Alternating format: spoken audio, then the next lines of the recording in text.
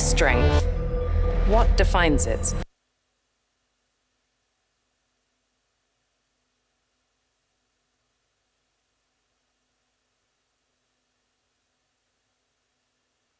And also Mike Walsh. Yeah, Minister, thank you so much for being here with us today. I know your schedule is jam-packed, but I thought it was important to have a brief chat with you today because as some of the most important culture for nearly 2 decades, I am Nigeria. I'm Nigeria and all that it has to Nigeria to elevate arts and culture into a... Lola, thank you. You know, your resume is the reason behind the sector as a means of elevating Nigeria. Well, from the very beginning, when we were during the campaign, Mr. President understood that we population 240 or 200. You know, when we talk about our numbers, we're able to harness, but many people don't have access to that oil well. It looks at how the area of the creative and the cultural that have looked at tapping, use South Korea to put up the right parameters and the structures in place. So while Nigeria had a very thriving creative industry and a cultural industry, and to put up the right structures that will allow to carve out and overshadowed the acute look at the industry. Because I found that What did Ground Zero look like? Property, the policies, the incentive policy, all these to put the foundation for the industry in building a beautiful house and painting it when you don't have the proper structure in place. And for those who make culture, so a number of the K-pop dramas, if someone wants to make a television show or a film, if women or men want to attend a beauty trade show, that is also subsidized by the government. And they've allocated a significant portion of their resources. 10% of our budget goes to the creative economy, so that's about $40 to $50 million USD. In South Korea, it's nearly $2 billion, which is about 2%. Really, by and large, the biggest, everything above. Like I said, even just trying to justify the importance and the real estate in the industry in and of itself was a challenge, number one. Number two, sector. So even that is why you have, as a government, to show up and to bring yourself to the table. You have to take yourself to the industry. That's part of the story. Little reward. What I'm hearing you say is that if done deliberately, culture can be a leading economic driver in Nigeria.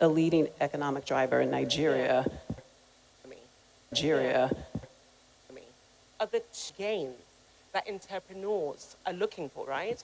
Because those are the two industries that have the ability to reach out. And I think even in the more than any, and that unique peculiarity is not just about the expression. For us, is about a real value to be imparted from it. Economy and the way it's going. That is really where you are able to impart the most value. It's about the content that is able to come out. And there's no, it is the reality. I mean, in Nigeria, you find Asia, Saudi Arabia, Middle East, your value comes in, also helps us to bring, is something that to find a sense of absorbing resources. And then we are able to export. So it's soft power not only... Right, Honorable Femi Bajamiela. Thank you for coming.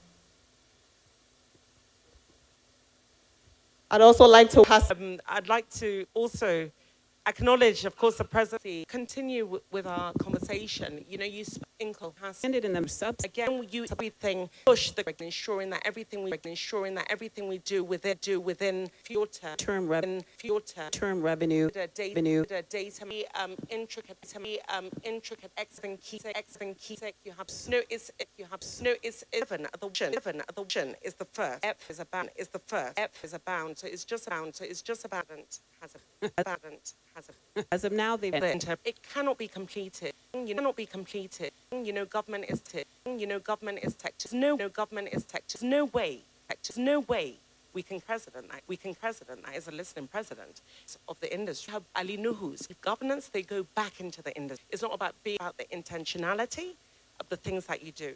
Forums. Right? Again, in the deliberate nature of the president engaging with the international global community. I don't think we've ever doing those handshakes, having those conversations, those collaborations, have a level of a different activity and the content really to build whatever resources that we need. The future, and we're partners and the bringing the private sector and pass on to the next government or the different government or the different generation. Manage to solve. Very banal. Gets maybe not even a cold. Probably get it in the world, and no matter and that is the reality. This is why it is important for our own ministry to use the soft power and the interest the global community has in Nigeria, which comes out of the culture and the content, to reposition the narrative about Nigeria. So by Africa takes a lead in the future that is going to really shape what Africa becomes. The president has been very gung-ho and very courageous in making certain decisions, right? That maybe when you talk now and now, but you know, as to look beyond, and it's not about the generations after the next generation. There is no one Nigerian, even those that complain about Nigeria now, that will tell you that Nigeria was doing the right thing.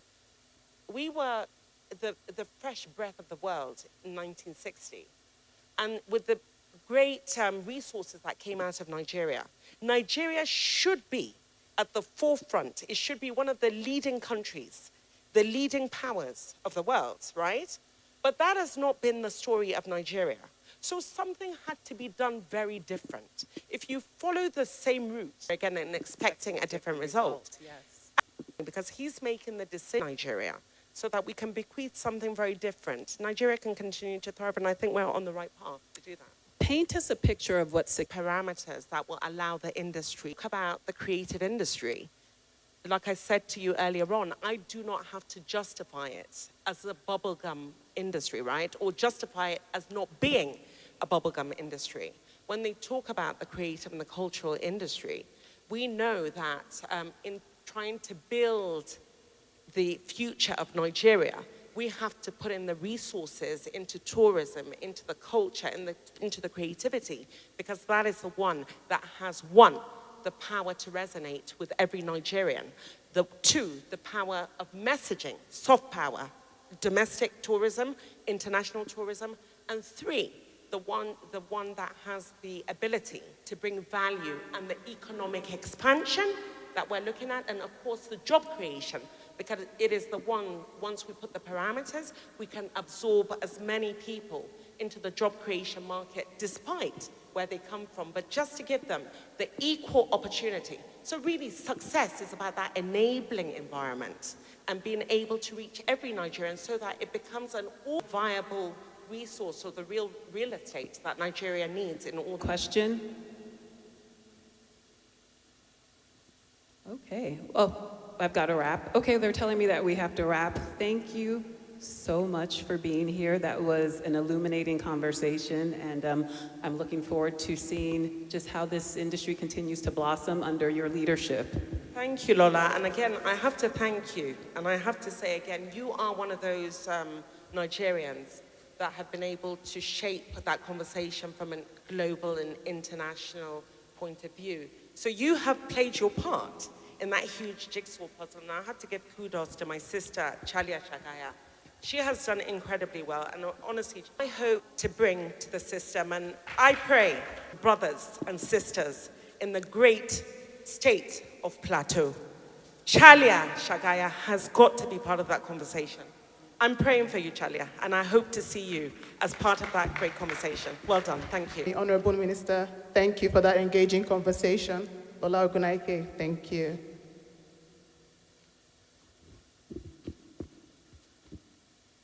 Please, a warm round of applause as they step off the stage, please.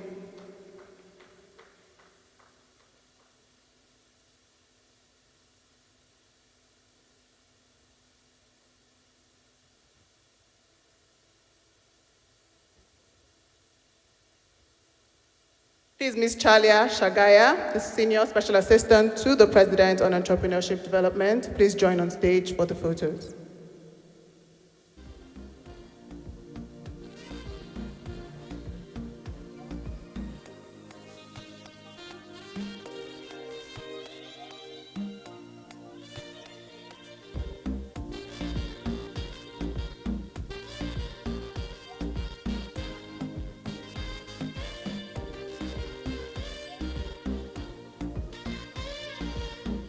Distinguished guests, ladies and gentlemen, as we officially kick off this dialogue this morning, please may we rise for the national anthem.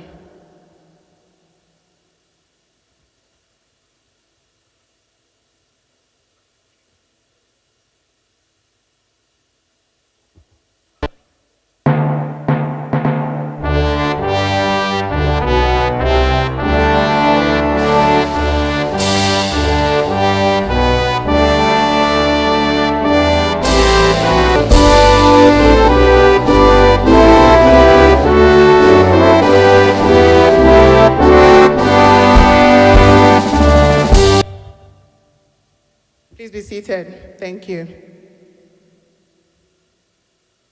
Entrepreneurship development.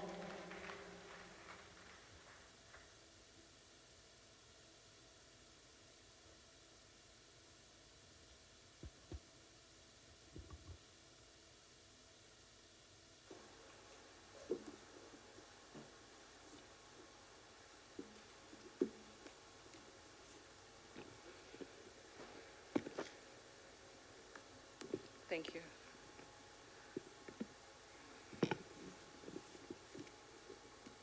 Stop it. Okay. Sorry, everyone. I sound a bit snotty because the minister, the Honorable Minister for Arts and Culture and Creative Economy made me cry. So forgive my little nasal speech I'm about to deliver. Thank you again for being here, and good morning. I believe we're still in the morning hours, so good morning, and welcome to this inaugural event. Thank you to every conversation here in Abuja today. To extend my to everything I've ever presented through the Office of the Chief of Staff, by way of an initiative to support the entrepreneurial ecosystem. I would also like to recognize and thank His Excellency, our Vice President, Senator Kashim Shettima, GCON, for his to the President, Right Honorable Femi Gbajabiamila, my big brother, who oftentimes tolerates my very big dreams for entrepreneurs in Nigeria. I'll put it that way. A special thank you also to the Deputy Chief of Staff, distinguished Senator Ibrahim Hassan Hadeja. Thank you very much for always being there and for always being supportive and believing in the process that has brought us here today. Thank you. I'd also like to thank the Honorable Minister for Arts and Culture, Honorable Minister for Arts, Culture, Tourism, and the Creative Economy, my sister Hannatu, who was also Hannatu Musa Musa, I apologize, who was also my boss at some point. I don't know, some of you may not know this, but I started off as being appointed as DG under her ministry before I ran away. I went to work with Mr. President. Thank you so much for being here. Please forgive me as I can't spend so much time on protocol. This conversation has been a long time coming, and I'm particularly pleased to be addressing all of you here today. What makes this gathering even more significant is automotive mobility and venture support organizations. We also have an initiative. I don't know if we have, can you identify yourself? Amanda, where are you? Is Amanda here? Oh, there you are. Ayinse? Is Ayinse here? The Cascador, Foundation. Now, I'm saying this because I don't want a situation where you feel like you came here and we didn't give you anything. They are here for a reason. They are here to identify startups and entrepreneurs that they will be looking to fund in the very near future. So I tell you, please visit the back end of the room and find their desks, their information desks, and get to work, get to networking. Amanda is over there. I'm sure she's more than happy to meet with anyone who has questions about funding, because funding was what all of you, spoke about for the most part when we were speaking to you, engaging with you. I'll move swiftly to the theme of the event, which is hustle meets policy. And for many of you, this hustle is not just abstract. It's your daily reality. And it reflects in your your mornings and in your afternoons and in your evenings. You live your hustle. And it's only fair that you ask government the right questions, because there are challenges that you face be it infrastructure or infrastructure deficits that we have, or funding, and difficulty to scale. So yes, it's fair you ask government the right questions, and we're willing to answer them. So we will have that question and answer session after all, because I know that a lot of you still have questions, still have unanswered questions. Okay, so why is Mr. President very interested in hearing, or why he was interested in hearing what the entrepreneurs had to say is because he believes in the role that the entrepreneurs have in driving the national growth in both driving international growth in the country, and as we aim for the $1 trillion economy that the Renewed Hope agenda has mandated, we understand that entrepreneurs are very important to achieve and to reach this goal. And we realize that you are the backbone and it cannot be done without you. And if we're to achieve this national ambition, then the entrepreneurs must be at the center of the conversation, and consistently, deliberately, meaningfully too. Now, let me go to on a personal note. I know that there's so many difficulties. I've been an entrepreneur myself, which is probably why I'm passionate about this initiative. I'm one of those who had to fold up my business, be it because I could no longer afford to manufacture or produce my garments abroad. I was, producing fashion garments or fashion clothing. And I wrapped up. Then I went into oil, the native oil from Jos Plateau, where we were producing the native olive oil called Ateli oil. I had to wrap that up too, because we had the insecurity issues around Plateau, where the farmers had to sort of stop farming, and there was a disruption. It was either I compromised the product, or I just said I wasn't doing this anymore, and I went with obviously the fair thing to do. Why am I also passionate about the entrepreneurship development in Nigeria is because I have a brother, my younger brother, who some of you probably know or have heard about, Sim Shagaya, who is known as the startup king today in Nigeria, starting things like Konga.com, which is now a household name, ULesson, and then Miva University. So watching him, and it wasn't entirely easy for him, he also faced challenges. Some of the businesses he started folded, but these are the ones that have been successful that I've mentioned to you. So the reason I'm telling this personal story is that while you are finding it difficult to either scale or operate on a daily basis, what we want to say to you is you cannot give up. It is not easy. If we all give up like I did, then what's left? So who's developing, who's building, the country and the economy. So please hang in there and bear with us as a government. We really do see you and we hear you. And this is why Mr. President has given a nod to this once again. And this is why we're here and we've called you in for a conversation. The reason why my office decided that we should make this intimate is so that it is a lot more meaningful and impactful. If we had packed in thousands of people in one space, all we'll hear is noise. So you were all selected specifically and you're representing various sectors and subsectors of the Nigerian entrepreneurship ecosystem. So I'd love to hear from as many as you. So when we're doing the question and answer session, we will identify the various sectors and you ask your questions. I'm going to stop right now and invite the Chief of Staff to the President, Right Honorable Femi Gbajabiamila, to give his goodwill message and declare this to him. He will answer it. Thank you very much, and thank you for being here. God bless you. God bless the Federal Republic of Nigeria, and thank you for listening to me online, offline.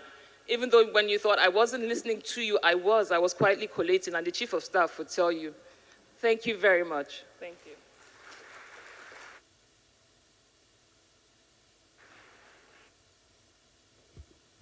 Please let's welcome the Chief of Staff to the President, Right Honorable Femi Gbajabiamila, to the stage for his remarks. Thank you.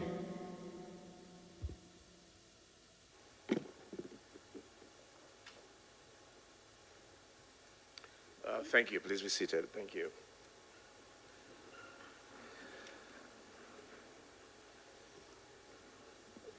Well, thank you, Charlie.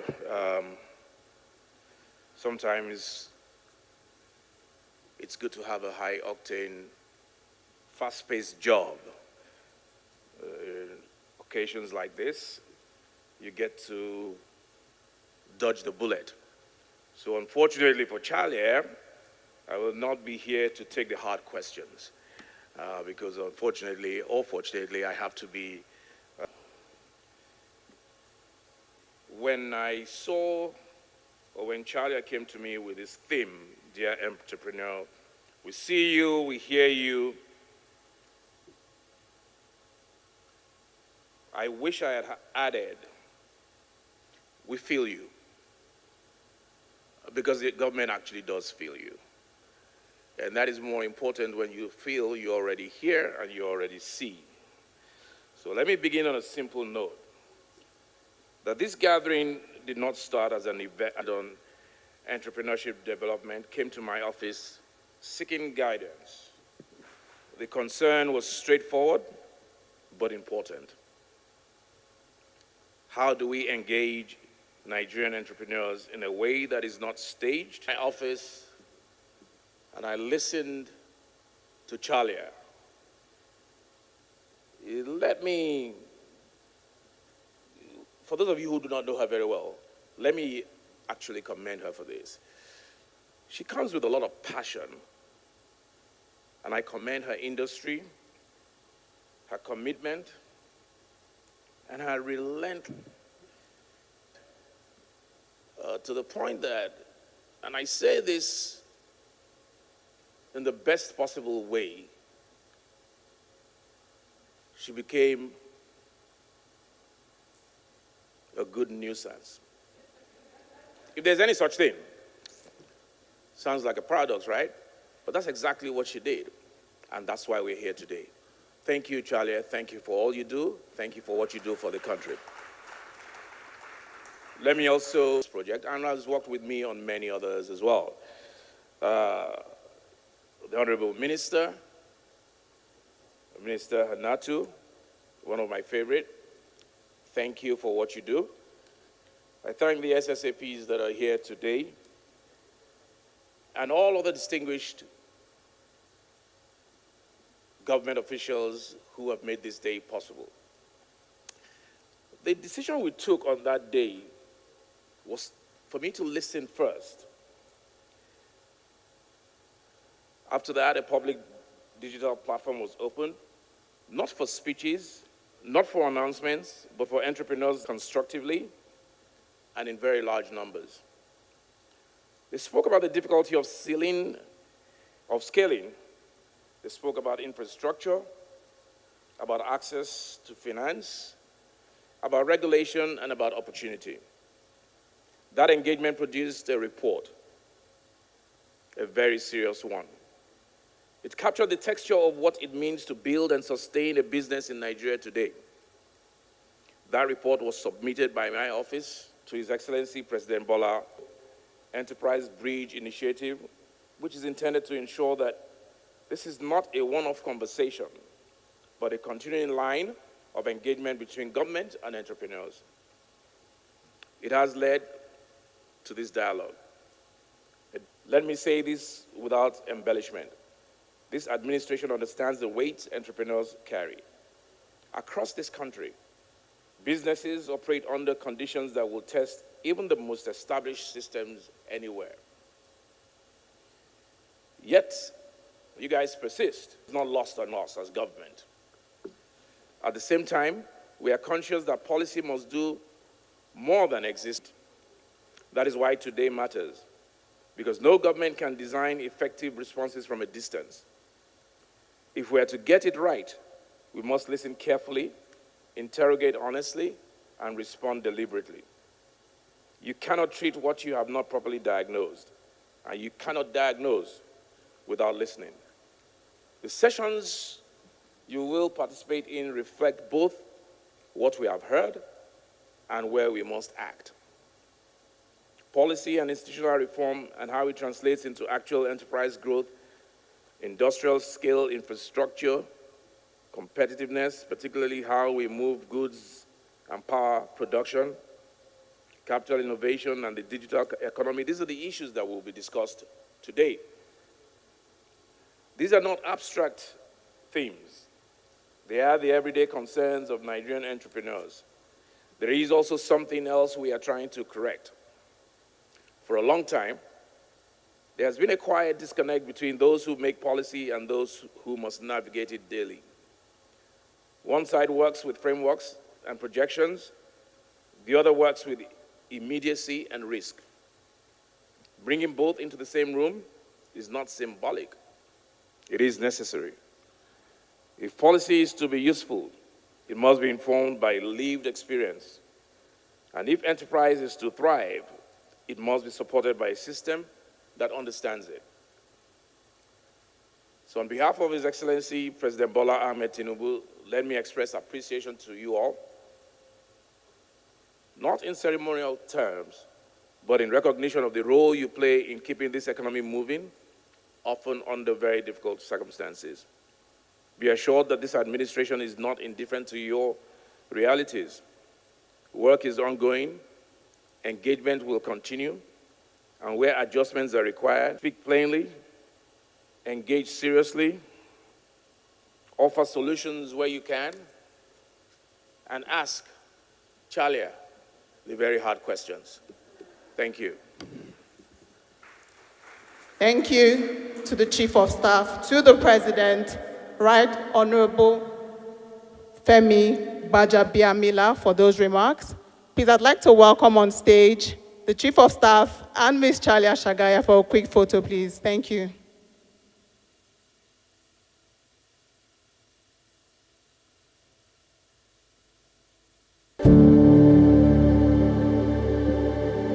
Joining them would be the Honorable Minister. Honorable Minister. Nigeria's economy moves forward every day because people choose to build. Across the country, entrepreneurs wake up each morning to run farms, open workshops, manage logistic fleets, write code, design clothing, produce films, manufacture goods, and keep markets active. With over 39 million micro, small, and medium enterprises in Nigeria, the vision of $1 trillion economy cannot be achieved by government alone. It requires the energy. Transform local resources into finished products and create jobs at scale. If you take 10 entrepreneurs in the room and ask them what their biggest problems are, 9 out of 10 of them will tell you funding is their problem. Well, first of all, we need aiding, I would say, and improving, but obviously there's room to grow. They say that you must bring a collateral for me to give you a loan. And what we're fighting for is that intellectual property is collateral. It's called intellectual property. And the size of the digital market, as much as we've seen great success, they've been incredible.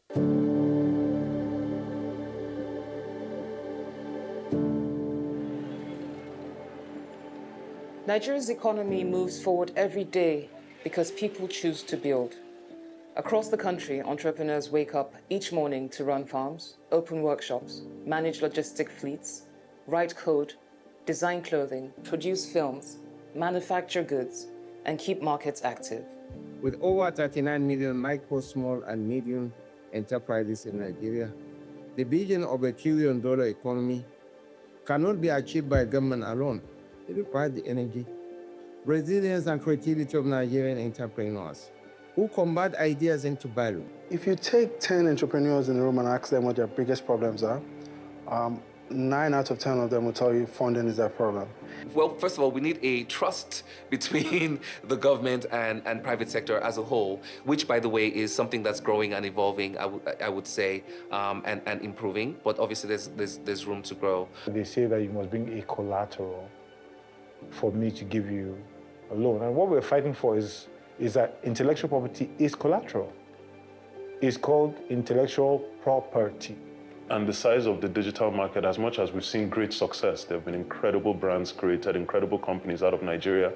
But I think we've not even seen the real potential of those companies or even the full breadth of companies that can be created in Nigeria because of deficits in things like electricity and infrastructure. So we're paperless, we need the internet for.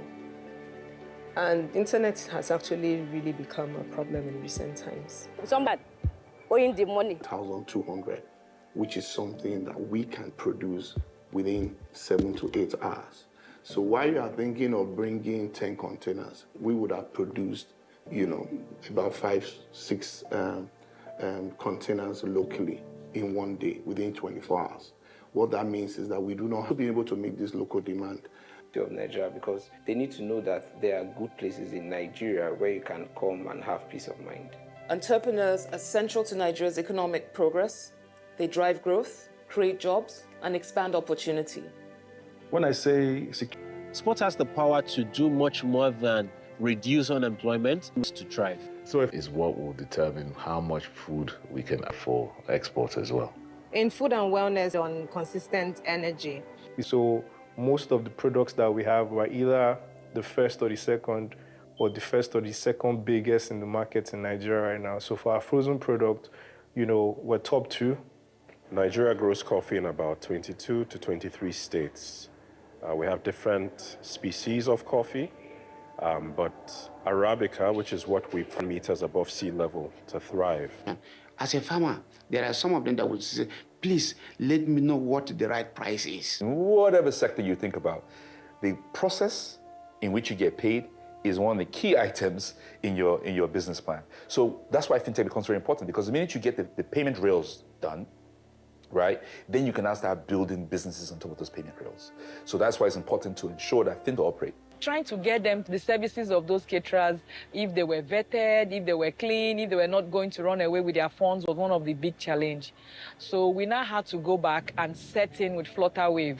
We have basically redesigned how we move things across Nigeria. Like I mentioned, we do rail, land, and air. So while progress is being made, it is clear that more needs to be done to ensure that these efforts translate into everyday impact for entrepreneurs. So we're trying to solve that problem of having our own, proving that we can do it here. It's very, very difficult as federal regulators who do not necessarily have accessible points in every subnational or in every state to expect a smooth interaction if we don't digitalize our processes so that it's easy and seamless for people, so they don't have to travel from We have robotics and additive manufacturing. These are general purpose technologies that can help us improve productivity in all critical sectors. Obviously, they're not going to live on the island. They're going to be living far out, which means they're going to have hours-long commutes to and from work. And they're not going to be able to think. They're not going to be able to perform at the standard that they need to be performing at. So the ERP system allows us to have these seamless interactions among the various components that allows us to deliver on commitment to our customer. So with that putting the WABI number and the track to know exactly where their shipment is. I think to start your own business, you must have your own seed capital. And so if you don't have your own seed capital, then how do I know you're committed to that business? I think it's the secondary market. I think it's access. Across these engagements, the feedback was consistent. Access to affordable financing remains a major challenge. Regulatory overlaps and taxation issues continue to place pressure on businesses. To access structured bank financing, 3 years operation. Have you been operating in an uninterrupted manner so your cash flows won't suddenly stop going forward? Are your margins healthy? And have you demonstrated the competence to be able to run this business sustainably and successfully? And if they know the value of going public, everybody will want to go public. The reason why you do not have a lot of Dangotes is because they are not public. Dangote is where he is today because he went public. Otedola is where he is today because he went. Now we have to buy diesel. Prices are up. You know what I mean? We have a human resource problem. Okay, we're sure managing with the people that we have. Do you know what I mean? But why do we need to do that? Really hear us. Social media and digital marketing has been one of the best things that has happened to the Nigerian business, the businesses in general, particularly mine. When you say hope, it means for you to believe. When you say hope, just believe that something will happen. And if you get to the point where you start thinking that this thing you said was going to happen, it's not happening, what was said will be done. To entrepreneurs across Nigeria, your work matters, your contribution is valued, and your voice is helping shape the future of this country.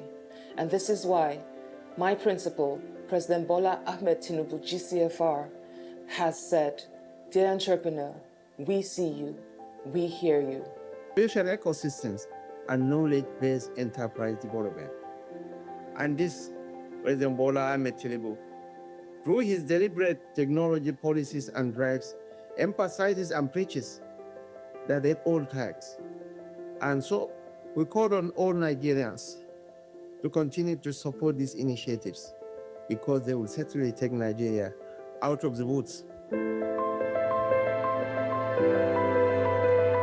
Acknowledge her efforts. That's a sobering reminder that behind every economic statistic is a human story of grit, resilience, and the rigors of navigating the complex issues around the entrepreneurial ecosystem. Thank you very much. Now I'd like to welcome on stage the brain behind this platform that will be launched in a short.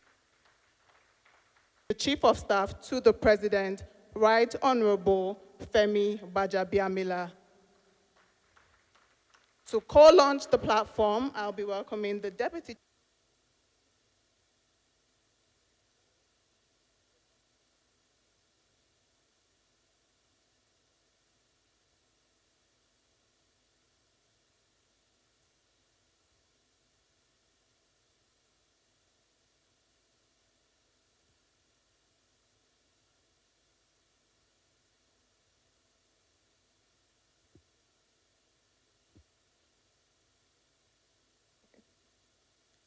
Please, I'd like our audience to bring out their phones and devices and go to the website.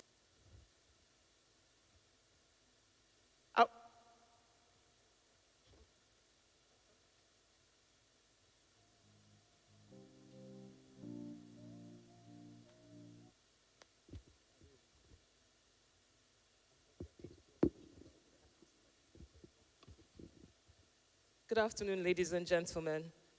By the way, this is a special advisor to the President on Entrepreneurship, small and medium enterprises and capacity development. So hold his shirt if you're an SME, sorry.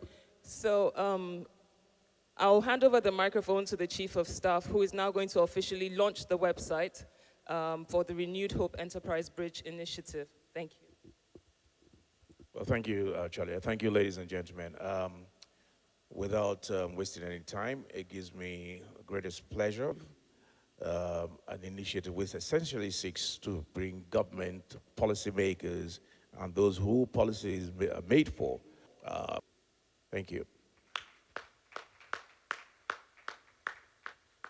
Thank you. Because you want to say anything? No. Okay. Thank you very much, sir. Yeah, I think because you said something.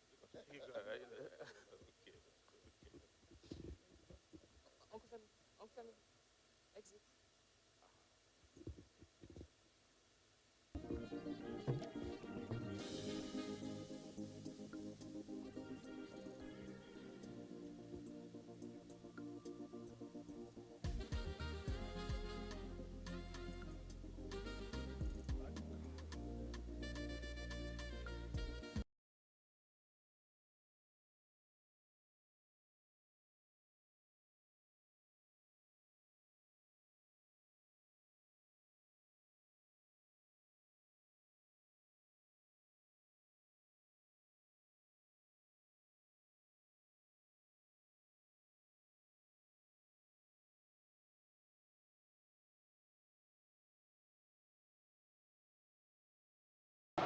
A solo beat, or the rhythm of many. The flair of one dancer, or the art of a troupe. One distinct voice, or the beauty of the symphony. At FCMB Group, we build ecosystems, empower communities, and create the future. Because we believe it's not just one, but the power of the group that delivers the future we all desire. FCMB, the power of We'd like to announce the presence of the Minister of Humanitarian Affairs and Poverty Reduction, Dr. Bennett Doro. Thank you for joining us. Please, a round of applause.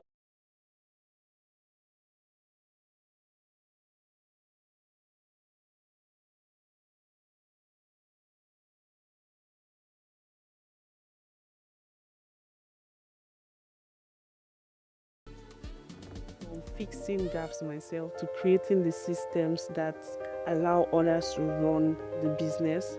At Cascador, I learned how to step back and lead with clarity and long-term discipline. If you're building a business that solves real problems, Cascador helps founders to become the best version of themselves that their company. I'd also like to acknowledge the presence of the Honorable Minister of Women Affairs, ably represented by Amina Danjuma, Special Advisor, Women Economy Empowerment. You're welcome, Madam. Aisha Auge Kuta. You're welcome. Please, a round of applause as we acknowledge the presence of our special guest, please. To be moving into our technical sessions for this day, with a focus on infrastructure gaps, global disruptions, and practical government responses. This session is designed to have a pragmatic look at how we build capacity and resilience in age, please.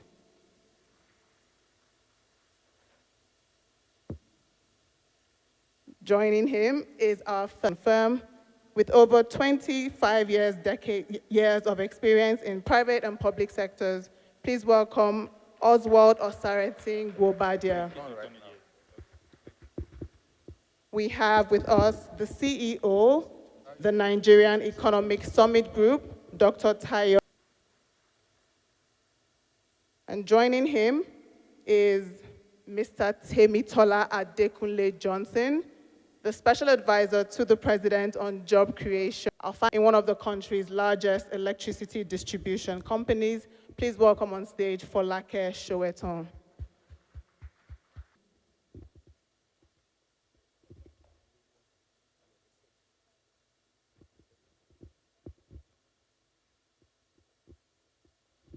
So they say life is what happens when you're busy making other plans.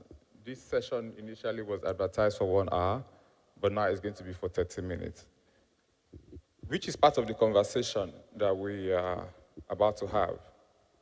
The Nigerian entrepreneur operating under pressure.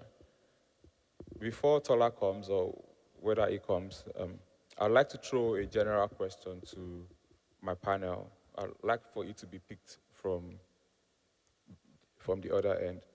What does it mean as an individual operating in Nigeria to did appreciation for it because they live it, but in the context of this conversation, I want them to have an understanding of their lived experience from our point of view on the panel. So what does it mean to operate under pressure in our context, in your own individual perspective? So like you can, okay, Achilles, you can sit there. Okay, so first, full disclosure, I have traveled 36. Let me play 6 scenarios for you quickly. So if you were a farmer in Kebbi State and you'd done the hard work over the last 7 years, you took credit through NASL, you built some capability, you went through this process of learning bookkeeping, standardizing your business, and you had started on this journey of being a self-sufficient rice farmer. Suddenly, about a year ago, the government decided that the pressure on production was high and started importing cheap rice. Suddenly, no one was asking for your rice to mill. Suddenly, you couldn't pay your debts. Suddenly, what looked like a great business that was making you rich and you married a few additional wives became a burden. You're a rice farmer under pressure, okay? If you're like me, a small-scale farmer of years, security, especially, I think we are less than 1 hectare in terms of our capacity to farm here. You are a entrepreneur under pressure. If you're in Lagos and you're a tech innovator, you have done the hard work, you've bootstrapped with your team, you've built this product, you think it can scale, you're now ready to move that business to where it's attractive, right? Say, you must have seed capital. You didn't have seed capital, so you called all your family members and collected money from them. Now you're ready to scale. When you were planning your business, you planned it at FX to Naira is X. That was 2 years ago. Now, you don't have that type of margin. And you barely can repay in Naira without scaling your business into dollar-denominated markets. Money. Inflation has completely wiped out your capacity to stock the same warehouses you were stocking before. You're under pressure. So yeah, the entrepreneur is under pressure. Thank you very much, Tayo. You are the CEO of the NESG, but I would like for Folake and Oswald to speak from your lived experience. You're in Nigeria, working in Nigeria. What influences that situation? Folake, you can go. Thank you. Okay. All right. Good morning, everyone. First of all, I would like to say it is indeed my pleasure to be part of this conversation. When I thought about it, I think it shows that the government is not just about communicating policies, right?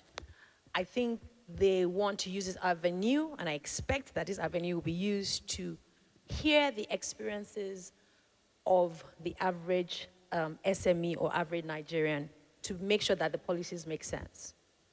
So with that, I'll just go straight into what does pressure look like. Now, first of all, as a CEO of a power value chain, the distribution companies don't generate power. We just distribute the power that's generated, but there's a whole value chain. And there's a problem along the whole value chain as a result of, a lot of it is outside of our control. But let me wear the cap of the SMEs who form part of the customers that we serve every day. Business of the vision that drew ensure that vision comes to life. That's the first business they run. Have power, for example, which is meant to be very basic. So, about how they will invest in alternative sources. Now, just let me use data to help us. Manufacturers Association of Nigeria, about 1.1 trillion on alternative energy. 1.1 trillion. As I invested on alternative energy the previous year. As at 2025 half year, based on the data they shared with me, they have spent about, which is meant to be more reliable. But there is liquidity challenges in my sector. I can't be saying this to my consumer, but there's a direct impact on, and the issues and the challenges are real. Even though there are many things that are happening, which I guess we'll touch on in the course of discussion, to try and improve that. But the reality is that power is in the heart of everything that we do.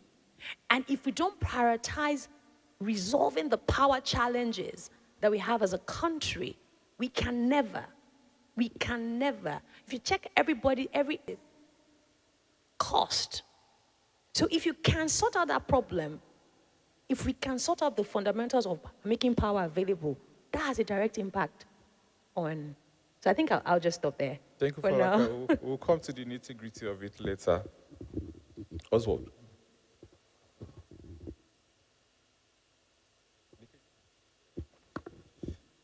I'm clearly under pressure already, and as Tayo kept on saying pressure, every time he said it, I felt more pressure.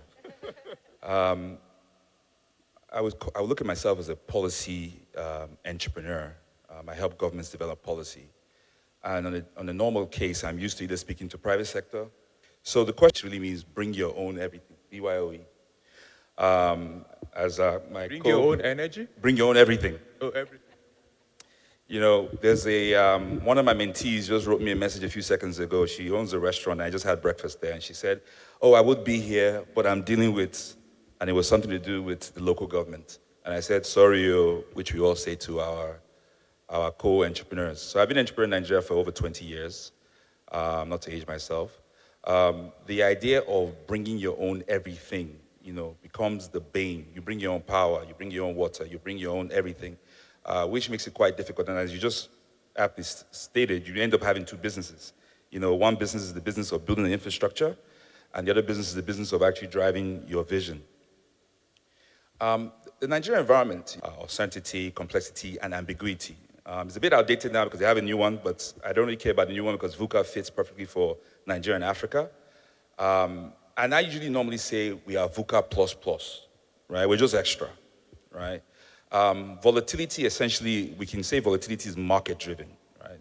3 aspects of VUCA are policy, can be influenced working in Nigeria and Africa, and it's important because, you know, we're a firm believer at my firm on how do we develop collaborative policy development, where all parties are involved, where there's the Big Tent initiative, where you're trying to understand how you turn pain points into provisions, right?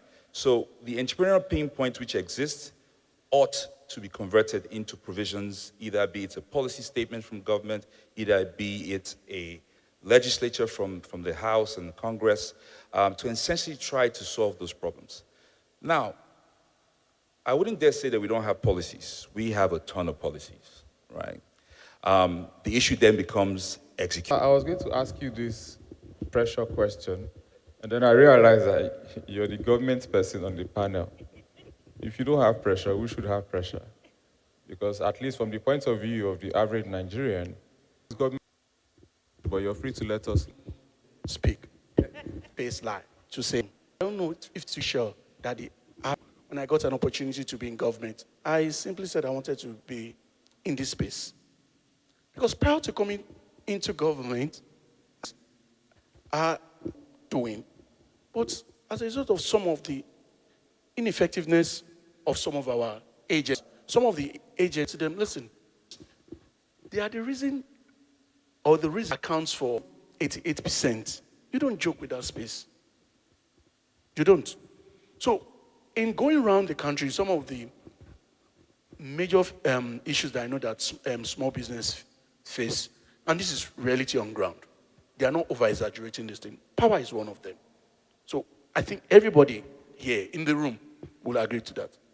Power is one of them. And in Chalia's acting, I'll say the president is acting. So we see you, we hear you. Chief said, we feel you. So that's the third pillar. The fourth pillar is, are we acting or not? And I would want to say that Mr. President is acting. Only last week, I think on the 7th of April, he very quickly approved a plan to pay off I think it's a 3.1 trillion. 3.3 trillion. 3.2 trillion. That even predates. The man is listening and is planning to act very quickly. And there are a number of other things that we are doing to support the small business industry as well. Using my own portfolio, we have commissioned, the vice president has commissioned about 18 shared facilities. Now, what are shared facilities? These facilities are used and run their businesses. Each facility, we try to ensure that each one can house an SME of about 3,000 every month. So our matrix is that at least 40,000 MSMEs are able to use a facility in a year, basically.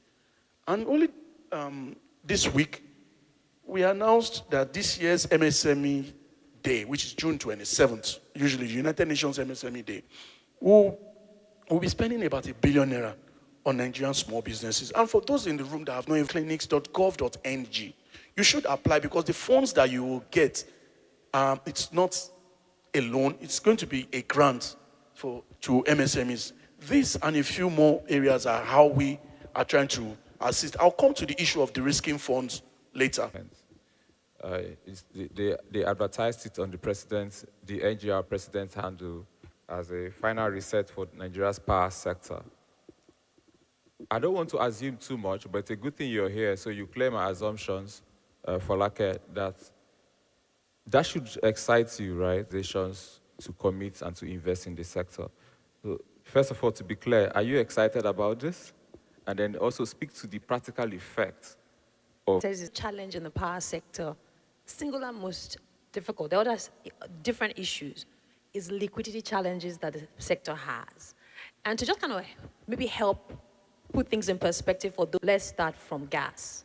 So you generate power, there are gas turbines that the generators use to generate power, right?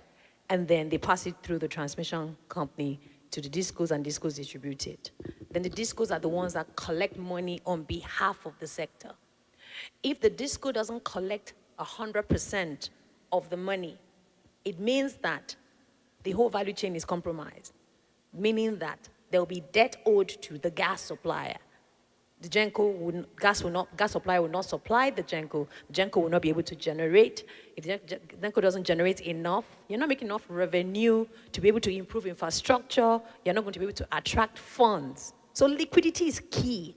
So when the president approved I think I want to acknowledge, I think we should give him a round of applause for such honestly, it's a big deal. Now, that is one part. Is disbursement. So a disbursement has started, to be honest. I think they've done about 500 billion already. But the faster and the earlier that can be done so that gas supply revenues generated, there are different policies and different things that the government is working on to also ensure that the different people on is critical. And I would say priority at this point in time. And once that is done, I think the government will be able to hold direct impact on everybody. I'm excited, I'm happy. I mean, because generally, signature and disbursements, the distance is often very wide. So if 500 billion already moved, then there should be expectation that the remaining 800 billion or so will move. No, it's 3.3 trillion, so there's still a big gap there. So let's just hope. Tayo, I appreciate Folake's sector-specific outcomes of what could happen from the president's commitment. What are your views, though, especially in the context of, I mean, you guys are the Nigerian Economic Summit Group, right? So I'd appreciate a broader or a more expansive context of the sort of outcomes you should expect. In terms of cleaning up the liability on the electricity subsidy overlay. And we want to encourage government announced the subsidy that government was not budgeting for. So what happened was that government was subsidizing downstream the consumer, but government was not budgeting for the subsidy, which meant liability to 3 trillion. That's how we got to 3.3 trillion in the first place. So we must then address the source of the problem, which is actually, disbursement should happen in a month. All the disbursement, and here's the reason why. Because in the past, we had the Power Intervention Fund that disbursed in phases. By the time you disburse part of the money, the discos, and that's not what is about to happen in her discos. She's about to sit with her financiers to clear some of her debts. Now, they will only accept the clearance of the debt based on what has been received, not the other ones. So the cost structure keeps running, which means you've not really freed her up to engage the consumer in a more efficient. So what needs to happen is pay all the money up at once, then answer the policy question. Is there a subsidy? If there's a subsidy in the Finance Act 2026 and the next Finance Act, there should be a subsidy line where we are financing the subsidy 100 maximum efficiency, knowing that there is no subsidy. And once you clean the books up immediately, they are now bankable from a liquidity point of view to attract new capital, attract investors. And that's what makes that work. And the reason why we need to... Now, upstream, you also have a subsidy, right? So the discos have a subsidy to the consumer. The gas companies have a subsidy. You also... It's just a future date where you need to pay it again. Now, if that's what we decide to do, every 4 years, we'll do a power intervention fund to close the liability. Fine. Then make that a law, right? So that all the power companies carry in their books a 4-year moratorium within which any liability that has been incurred based on upstream, midstream, downstream subsidies will be cleared. And I think the effect of your spending in gigawatts, the maximum capacity, listening to this conversation, I'm clapping, I'm celebrating the president, but I'm saying, when will I see it? I'll see it when the balance sheet sees it, right? And the new investment decisions are made. That's a time to action of 12 to 36 months if you don't win on 100% disbursement. If you do 100% disbursement now by quarter 4, you could see new capital investments and that could translate into changes. And by, so I think, thank you, Mr. President. Thank you for finishing the rest of the journey. Thank you for getting us to 10 gigawatts by the end of 2027. And thank you, everyone. And thank you, Tayo, for such a very clear, practical view. And I think one of the things that, what I would personally describe the president's action is the investors. And speaking of pragmatism, because our panel is very short, we have to go to the audience faster than initially planned. Also, if you're asking a question, if you were planning to tell us your biography, don't worry, we'll find it out after the panel. So just tell us your name and go straight to the question. If your question has if it's pregnant, remove the pregnancy already and just go straight to the question, please. One question per person. Tina, the special assistant on what your office can do to, solve that challenge. That's your question. Okay, yeah. What's that thing? Okay, for instance, he's doing about that. Thank you, that's a very good. Please hold that, please. Next, your name, your question, please, and then your question. Good morning, good afternoon once again. My name is Dr. Mohamed Audu, a certified counselor of the Federal Republic. You know the pressures, even when I had my big brother there talked about pressure and try to relate it with markets and the effects. What are the cushioning effects that we in the government had put together may come with failure in business as an entrepreneur, like the problem of anxiety, depression, and even drug abuse? Oswald, you hope to answer that question. Like I'm going to reframe the question in terms of the cushioning effects we expect from government so that he doesn't get to be too busy. There was a question that was going to pop out from here. Yes, please. Hi, Tracy Okoro. But when are we going to sit down and say, how do we all bring what we're doing together? Sort of harness it, something we call the big tent. How do we bring that big tent together to just make sure that everybody is working towards that one goal? Thank you. Taya will handle that. We're going to address these three questions and then that will be it. I'm so sorry, you understood what I said earlier. We don't have time. We lost under... The question, what is being done with markets? I really do not understand the undertone. I mean, after this, I'll walk up to you to get a sense of what you actually mean.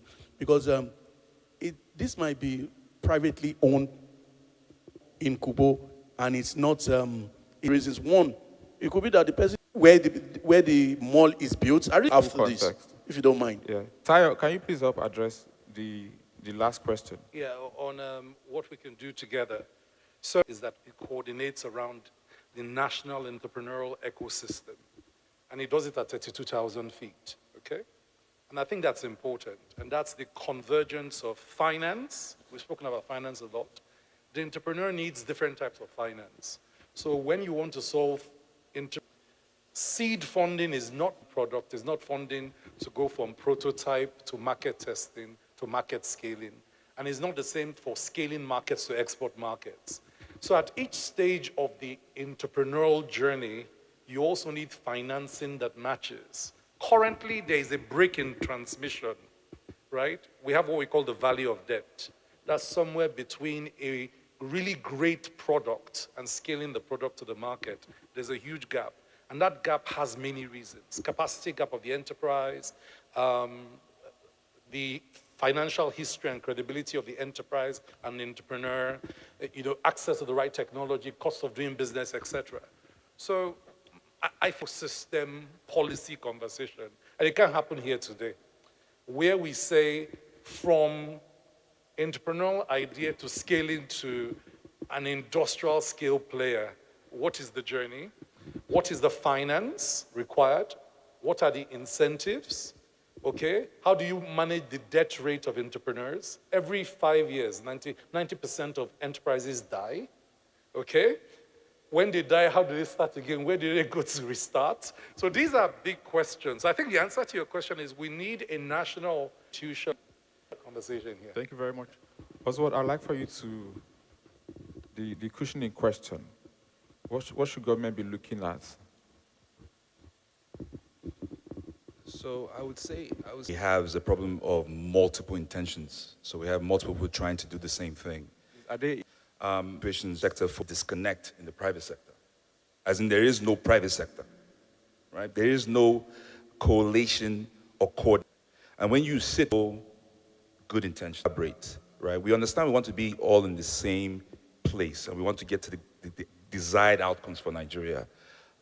We can't get away, part of that process, but they no longer ask about it to ensure that, the value that sits in that particular policy comes out. So what tends to happen is that policy, as opposed to being a functional tool to release value into the country. I'll stop there. Thank you very much. This panel is closing, but before then, Tayo, you're going to say... Let's not forget that I'm happy that the Bank of Industry is here. They've disbursed well over 600 billion naira to MSMEs across the country. Well over 600 billion naira. And the president in 2023 approved 200 billion naira for MSMEs. Manufacturer could access up to a billion naira facility at 9% for about 5 years. 1 year moratorium. He approved an initial 75 billion and now gave them another 50 billion. So there's been some deliberate attempts to actually try to cushion this effect. And for all, I think with our discussions with the Bank of Industry, that facility for manufacturer has been exhausted. Thank you very much. Thank you. Thank you. Thank you to this distinguished panel. Thank you very much. Thank you to the organizers for this. And please, thank you to the panelists for such a great session. Thank you. Please, we'll have a quick photo session with this panel. Ms. Chalia, please join on stage for this photo session. Please, let's appreciate this distinguished panel.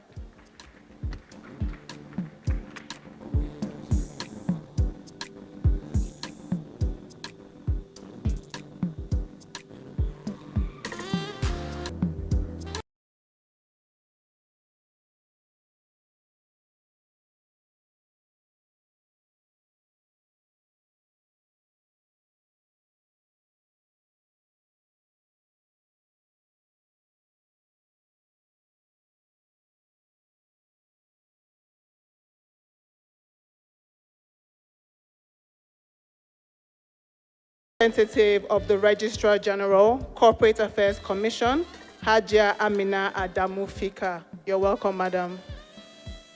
I'd also like to acknowledge the presence of those of you who have traveled from across Nigeria to be here for this dialogue. We also have our online viewers. We acknowledge your presence. Thank you for tuning in and staying with us till this moment.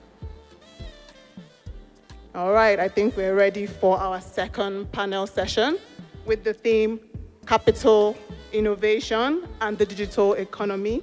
This will focus on financing and scaling the future of enterprise. Moderating this panel is the managing partner, O Kayode & Co., Lara Kayode. Please welcome the moderator on stage, please. Please, a round of applause as she makes her way to the stage. Thank you.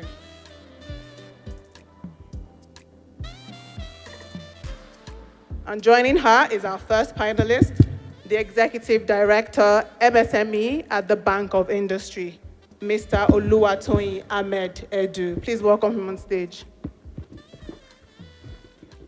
We have with us Shukuma Limited. You're welcome, sir. Please, let's welcome our panelists, please. Next up, we have the founder of Chocolate City, one of Africa's most influential creative enterprises, Mr. Audu Maikori. And finally on this panel, we have... Good afternoon. Ladies and gentlemen, we've been told that we have 30 minutes. And my panel has expanded, so we're going to go straight to it.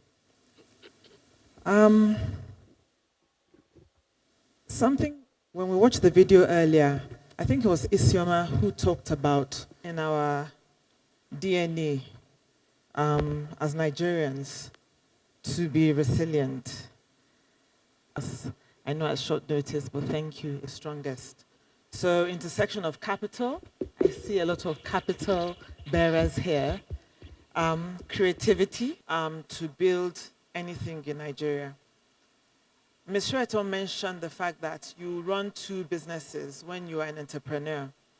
somehow we find a way as entrepreneurs. So we have here today, we have the Bank of Industry, I have Credit Direct, Access Bank, I have the creative and digital economy and the public sector. Together, you all represent the capital, the wave, what you can. I know some people have boxing gloves already, no fighting today.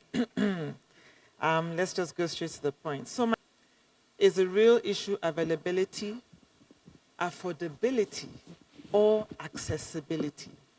And with you right by me, You organize prize at the Bank of Industry. Straight up to your question, and thank you for it. All the three.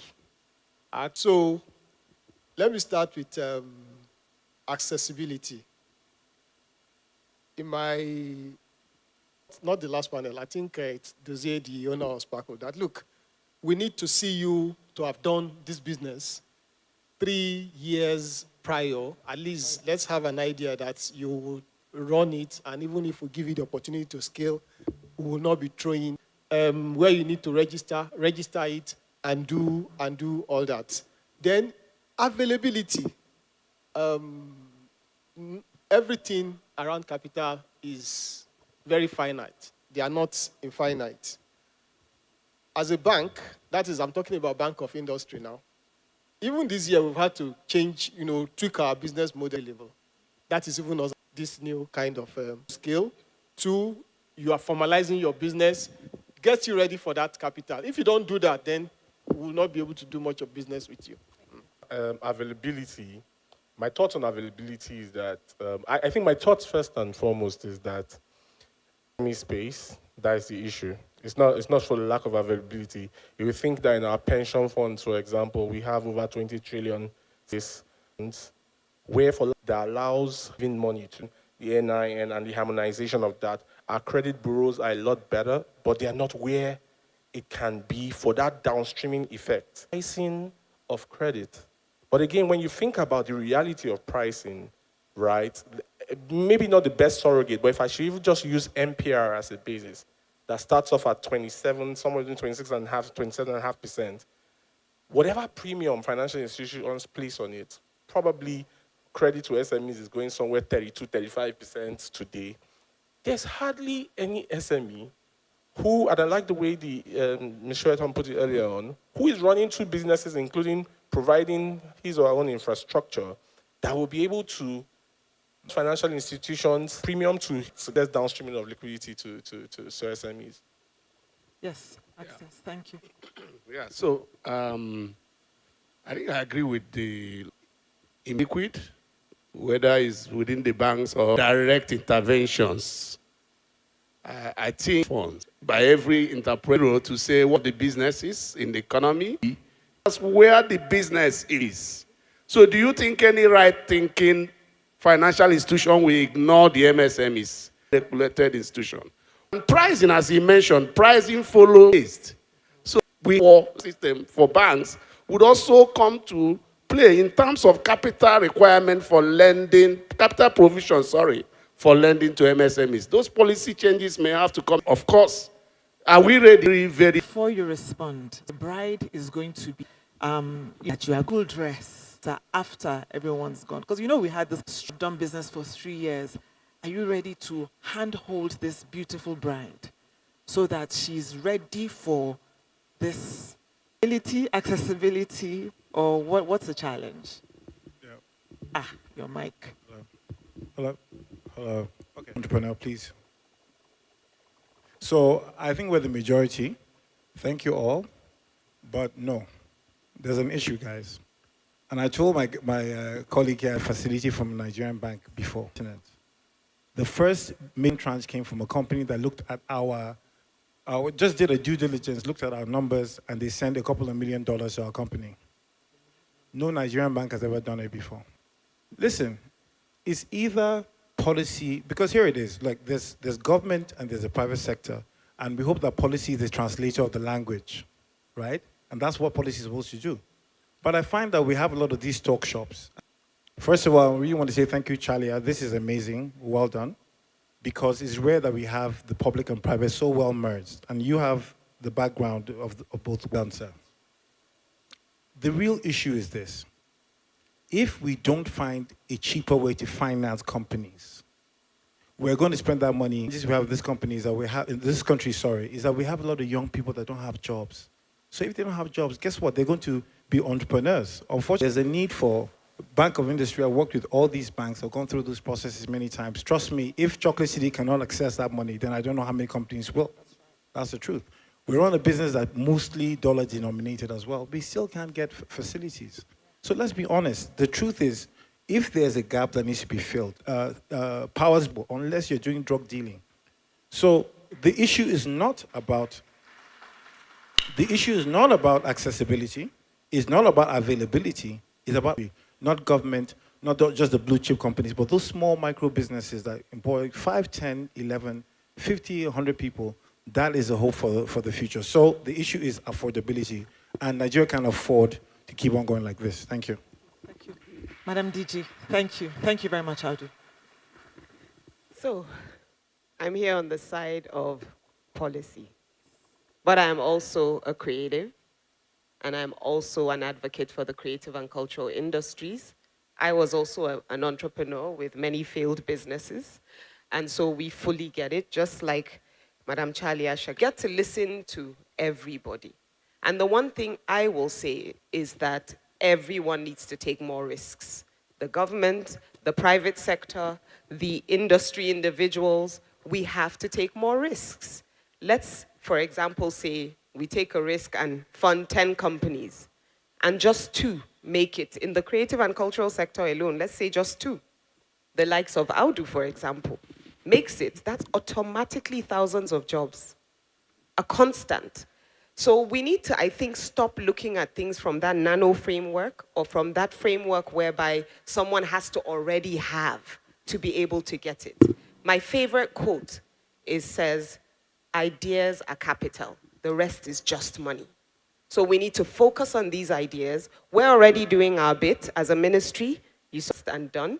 We're with the Ministry of Trade and the Ministry of Justice so that whatever is invested, there is support from the judiciary, there's support for investment, and there's support for the entrepreneurs and the ideas. You're looking at the cultural policy, the tourism policy, everything we are seeing are numbers that are left on the table.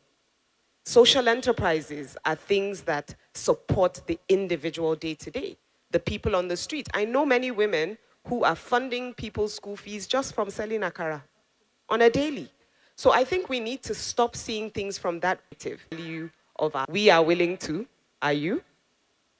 Excellent. That is fantastic. Thank you so much. Brothers, my brothers from the bank today. So what alternative funding models hold the most promise for Nigerian businesses? You've told us that. So what are we going to look at? Realistic. I've run my practice. That nobody borrowed me 1 kobo. When you try to get loans, my colleagues, before we get paid, and they wonder, how do you survive? Well, we do, because we're Nigerian. It shouldn't be that way. So what is it? What's the model, really, that's most realistic? We know that BOI does. I had one of your colleagues on a panel in the UK a couple of weeks ago, and it was, we have so much, we've given so much money. Yes, but the people who need the money are not getting it. What must we do? What are we going to take away from this today? Thank you. So BOI really has done,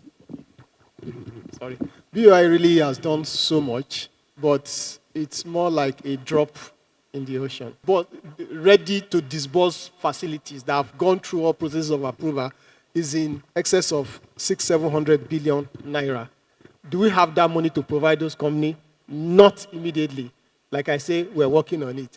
And thank God you clarify that we all said availability is not the point. Then you said, later on said, some of you say availability is not the point.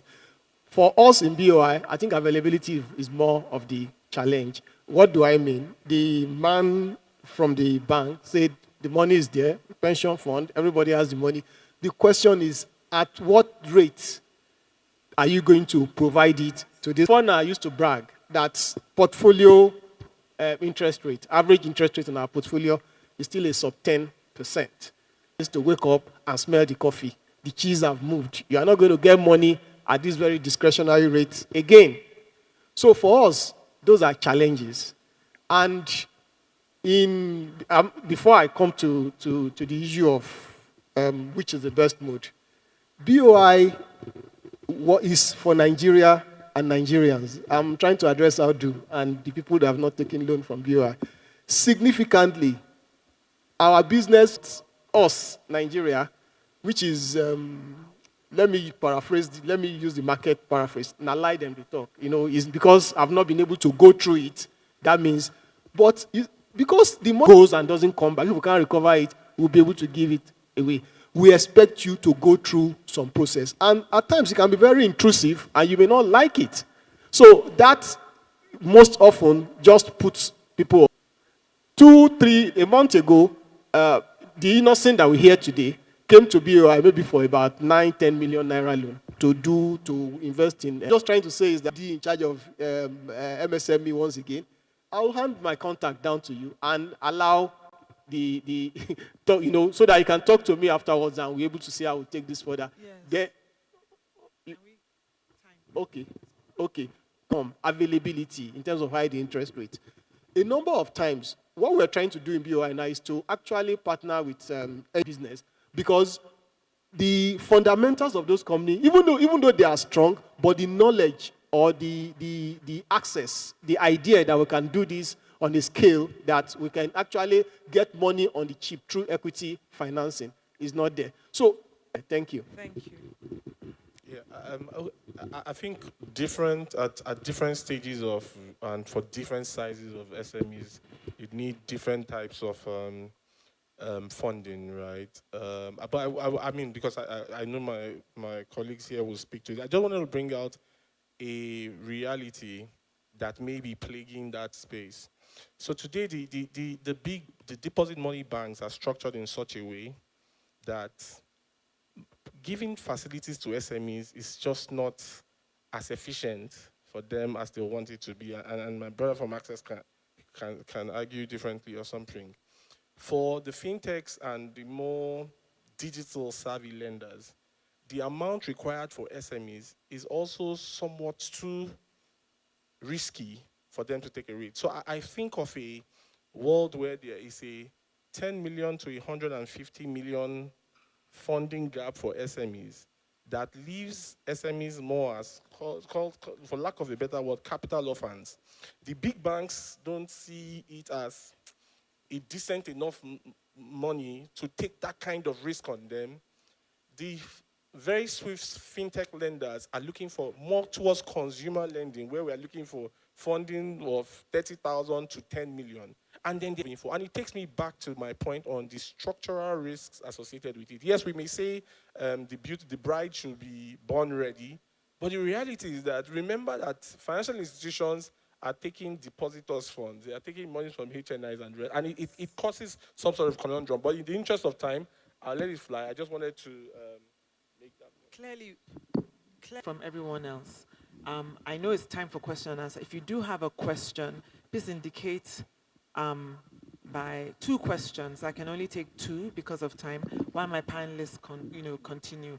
Audu, I wanted to ask you, on your clip, on the video, you said something that is very dear to me. I'm an intellectual property practitioner, and you said, look, why can't we use our IP as collateral? Would you like to speak to that? And then, Madam DG, I know you have a comment. Please contribute, and then I'll end with my brother from Access. Intellectual property, I'm sure we've heard the word many times.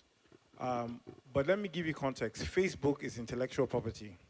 Your WhatsApp is intellectual property. The copyright laws protect the ideas in such a way that if you use and infringe on that, there's a penalty. But also you have real property. You've heard that, right, before? Real property. Then there's intellectual property. And I was saying that they're both properties, but you leverage them differently. If I see cash flows from a business that's consistent over a period of time, I can do an average plus or minus and say, look, this business has this amount of cash flow. So guess what? If you're making let's say 10 million naira a month, I don't think it's a big risk for me to lend you 2 million naira, just because I can look at your cash flow. And what am I leveraging this against? What you have created. When we talk about fintech, fintech is intellectual property. Flutterwave is somebody's creation and is worth $102-3 billion now because somebody created and was protected. What we find with many of these banks, and the ED from Bank of Industry, I'll take you on. I was in a meeting recently with some of your executives, and I know Bank of Industry pretty well. I've tried to access, many years when we were younger, we tried to access funding, impossible. And so I came in and said, look, we're trying to do this business, and it's a PPP, and we need to fund this. So we already have the property. We have our funding, but we need some counterpart funding. And I was told that only 30% of my IP is eligible as collateral. The rest has to be either a bank guarantee or some kind of piece of land. It makes no sense. I was telling my friend here from Access Bank that a business owner here in Abuja told me that Money Point sent him 100 million naira facility off of the cash flow. So banks need to innovate. You can't sit down and say we should, wear makeup and do the catwalk. No. The first thing we need to understand is that where is even the catwalk in the first place? We don't have that. So I think it's critical that you change your model and say, look, where are the businesses? These are young businesses that are reliant on a cash flow. Off your cash flow, I can give you 10-20% of what you're doing, and I know that is a risk. But the biggest risk is losing your business to the Money Points who are already seeing the data. So I think we need to change the model a bit. Thank you, Audu. Madam DG. So just like our moderator said, and I love the analogy that you used of a bride. For us women, we know we've been trained from this young age, which are norms that we're also trying to change, where your whole life is about you're a girl, you shouldn't do this, you shouldn't be running outside, we've all been through it, right? But it took years of that conditioning. So I think it's really important for us to, yes, just like he has said, we're innovating. But for me, I think this is the first time when we talk about and we complain, but I think this is the first time that we all have everyone in the room for these conversations. So when we say we've seen change and there is hope, is because these conversations are happening. And this is a stepping stone to the future. So I want to call on everybody else also. This is a charge for all of us. When you see things like this show up, if you can add value, do it. If you can write a white paper, do it. If you can put out something on social media, do it. We all have a part to play to be able to create value in the things that we are seeing as value for entrepreneurs. So if you don't tell your story, people are not going to believe in it. So please, let's all do the bit that we can, and I'll leave it at that. Let's be the best of brides. Thank you very much. Bridal entrepreneurs. Thank you. Access, anything to say? Yes. Quickly, 30 seconds. Can you hear me? Yeah. 20. So, just straight to your question. We are innovating, right? And just what he said is what is happening now in my bank, for instance. We do cash flow lending. And we just started a product which we call pre-approved credits. Pre-approved credits means you will, as an entrepreneur, stay in your office doing business, but you bank with us. Your payment and receive footprints that we monitor on your transaction, either on the online, through the apps and all that, gives us an idea of your financial pattern. And based on that pattern, we propose a loan offer to you without you making requests. And I'm sure some people recently would have gotten that email from us or gotten that call from us. They say, you've been pre-approved for X amount of loan based on what we've seen that you're doing in your business. Thank you. So there is that innovation, digitizing lending, and lending based on customer transaction, financial pattern and behavior as we monitor in our own system. Excellent. Thank you very much to my panelists. So what we've heard today is that access to capital is not just about money. It's about readiness. We've had structure, preparation, bridal preparation, trust, and the ability to scale. We've heard that there's still a disconnect between entrepreneurs and capital providers. Traditional financial institutions must evolve faster. Nigeria needs stronger innovation pipelines. of scalability. The creative and digital economy needs financing models that understand IP and talent, and policy must move from intention to execution. Entrepreneurs are building. Capital is the next generation, in my opinion, of high-growth Nigerian enterprises. I say thank you, Madam Chalia, for putting this together. Thank you to my panelists, and thank you everyone who continues to build Nigeria's future. Thank you very much. Thank you, thank you. Panelists, please, let's continue that round of applause for them, please. Please, photographers, let's have a quick photo session with the panelists. Ms. Chalia Shagaya, the SSA to the President on Entrepreneurship Development. Please join them on stage for this picture. Thank you.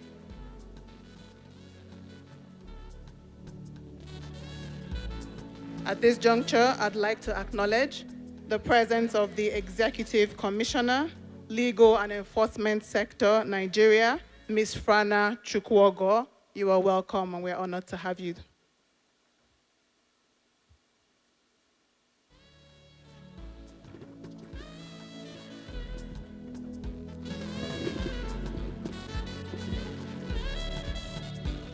Thank you once again to a distinguished panel and our moderator for that concise and succinct concluding remarks. Thank you.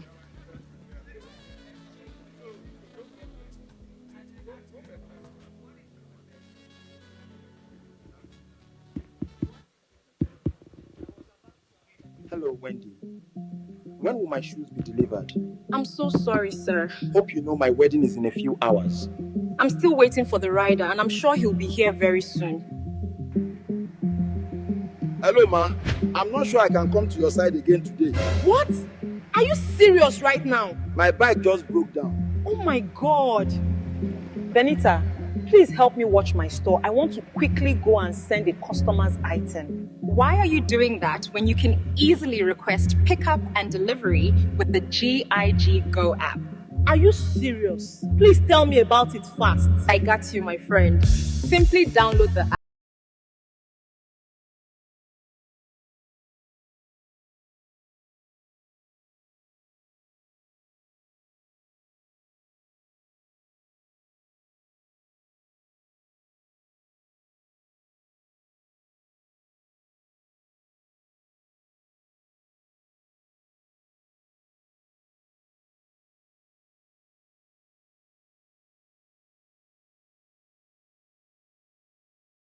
To invite the program director, Cascador, Amanda Etok, for brief remarks, please.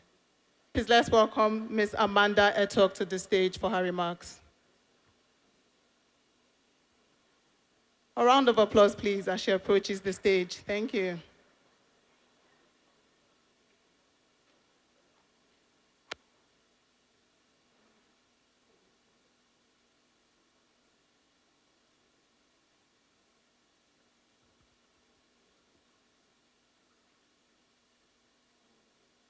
Heard from the panelists and almost everyone who has spoken about the major gap that entrepreneurs face, which has to do with funding. And a lot of people have mentioned the missing middle, where entrepreneurs start their businesses but lack that support that they need to grow and scale. So I'm here to introduce Cascador. Cascador has been in Nigeria since 2019, and more recently, in the last year, we started to deploy capital to ready entrepreneurs who are ready to take their business from 0 to 100 and 100 to 1,000. In the last year, we have disbursed $4 million in catalytic funding to entrepreneurs across the automobile, fashion and textile, manufacturing, and other industries in Nigeria. Our goal is to create societal impact. We believe that entrepreneurship is the most successful vehicle to create impact across societies like Nigeria. So we support the entrepreneurs to create the change that we want to see in the world. Today, we want to encourage the entrepreneurs in the room to take a step towards the next stage of their ventures by applying to the Cascador 2026 Scale-Up Program. We provide 12 weeks hybrid extensive training for entrepreneurs, access to world-class advisors and mentors, up to $50,000 in prizes that could be won. This is equity-free, and access to our annual $5 million catalytic funding. We also understand the unique challenges that African businesses face. We provide our funding in local denominated loans, that's Naira loans at concessionary rates, bank guarantees and collaterals, which are a major hurdle for businesses in Nigeria. We're able to provide those to entrepreneurs working for social good. We also have equity contributions and even a market access support that we provide. This is an extensive, supportive program that we believe every entrepreneur should take advantage of. So thank you for having me. Go to the website. It's www.cascader.org. Thank you.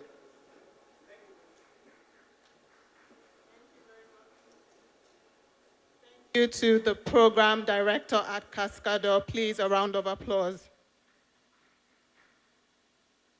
We'll move quickly to our final panel session for today with the theme Industrial Scale, Infrastructure, and Competitiveness. This will focus on powering production and national distribution. Our moderator for this session, all the way from Kigali, she is the lead strategic partnerships and community growth at Africa's Business Heroes. Please, let's welcome Anizi Ishimwe for a few words before she takes her seat as the moderator of this session. You're welcome, ma'am.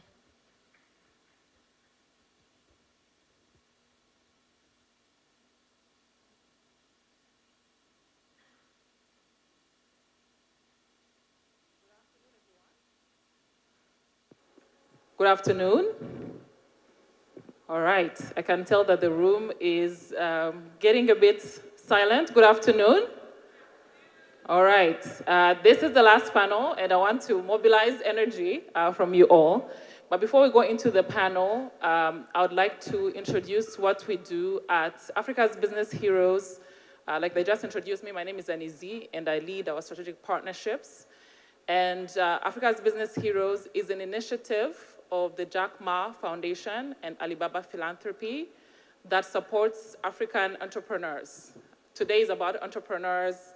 Entrepreneurs face different challenges, including funding, including training, hiring. There are several challenges that entrepreneurs face, and we are doing our part to support them through grant funding. So every year we award $1.5 million to entrepreneurs, and we've been doing it for the last 8 years. And most of the entrepreneurs we have awarded are actually from Nigeria. Statistically speaking, I guess that makes sense. And collectively, we have awarded Nigerian entrepreneurs $1.6 million. So the competition is live officially. And we would like to invite entrepreneurs who have been operating for 3 years to apply. Some of the past participants include Figor, they include Wella Health. I'm trying to figure out, there is also Mobi Health. Different Nigerian companies have gotten the award.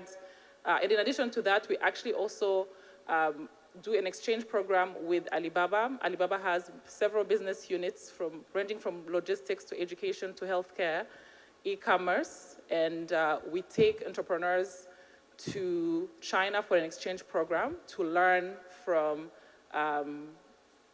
a company that has grown actually from nothing to a global company. So that is what we're doing. I'm happy to speak to any entrepreneur in the room who would be interested in that. But for now, we can continue with the last conversation of the day.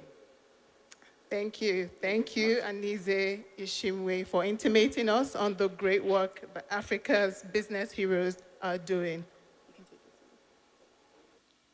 Joining her on the panel is the MD CEO, Jet Motors Company, Engineer Derek Ewelukwa. Please welcome him on stage. We also have the Executive Director, Raising Women Initiative, May Ikora Amambo. You're welcome, ma'am. We also have on the panel the Postmaster General, Nigeria Postal Service, Tola Odeyemi. And finally, we have the Founder and Chief Executive Officer, Ion Capital, Jubril Enakele. You're welcome.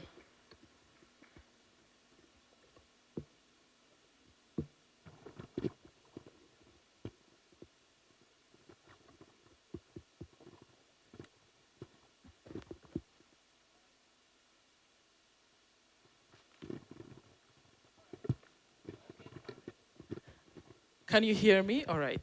So they have given me an impossible task of leading this conversation in 20 minutes, which we'll do our best to bring you value in the 20 minutes, but also leave out 10 minutes at the end to answer any questions you might have from the audience.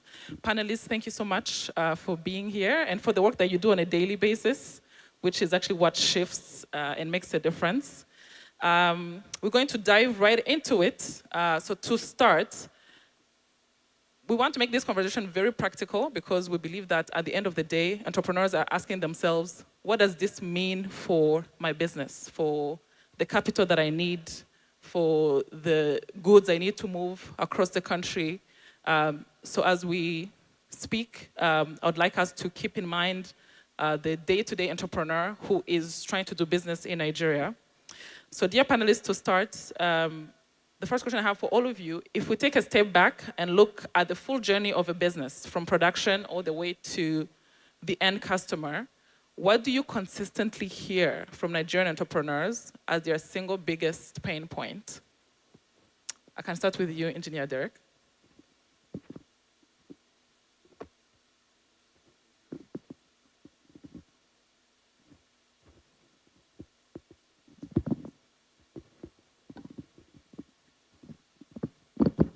Thank you, Anizi. Again, my name is Engineer Derek Waluko. I'm the MD CEO at Jet Motor Company. We do interact with lots of entrepreneurs on a day-to-day basis by the virtue of the type of work we do. We're local, indigenous assembly company. We're based in Lagos. And most of the entrepreneurs we interact with on a daily basis, most of their pain points are reliable power. Okay, this affects us as well. If we're trying to talk about industry scale, we cannot scale the industry without having reliable power, modern transportation, competitive logistics. These are all elements that drive industrialization in an emerging economy. So this affects us as well as a growing engineering company. So this cuts across the sectors when it comes to entrepreneurship. I must add one thing though. Shalia has done a great job putting this together. He has also done a visionary job coining the acronym Hustle Meets Policy, because we hustle every day as entrepreneurs, but the biggest driver is the policy behind it. So I must commend the government as well, trying to fashion some policies that prop up the entrepreneurs. I can speak all day on that because in what we do, government policy is the key driver to what we do in the industrialized space. So I will leave it at that for now, but to answer your question, I think most of the pain points will border around reliable power and some infrastructure gaps that we have in this system. Thank you.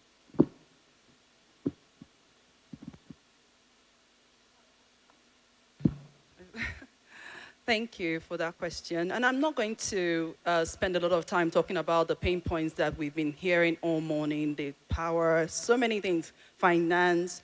But I want to talk about our identity as entrepreneurs in Nigeria and how that speaks to policy. When it comes to entrepreneurship in Nigeria, you would see that the government drives made in Nigeria, factories in Nigeria. But and you can see new policies every day in this industrial act policy, the Nigerian IP policy. All of these are some of groundbreaking policy. But how does that reflect who we are as entrepreneurs? First of all, think about a good top entrepreneur in Nigeria cannot be totally Nigerian. It's not possible. If we want to do a great job, I'm an entrepreneur, I manufacture in Nigeria, I manufacture abroad. I can tell you that my cost is still less locally, and when I produce internationally, my cost in Nigeria is high because of all the variables that have been mentioned here today, from distribution to all of that. But then how am I recognized as an entrepreneur? I'm recognized by my products rather than as a person.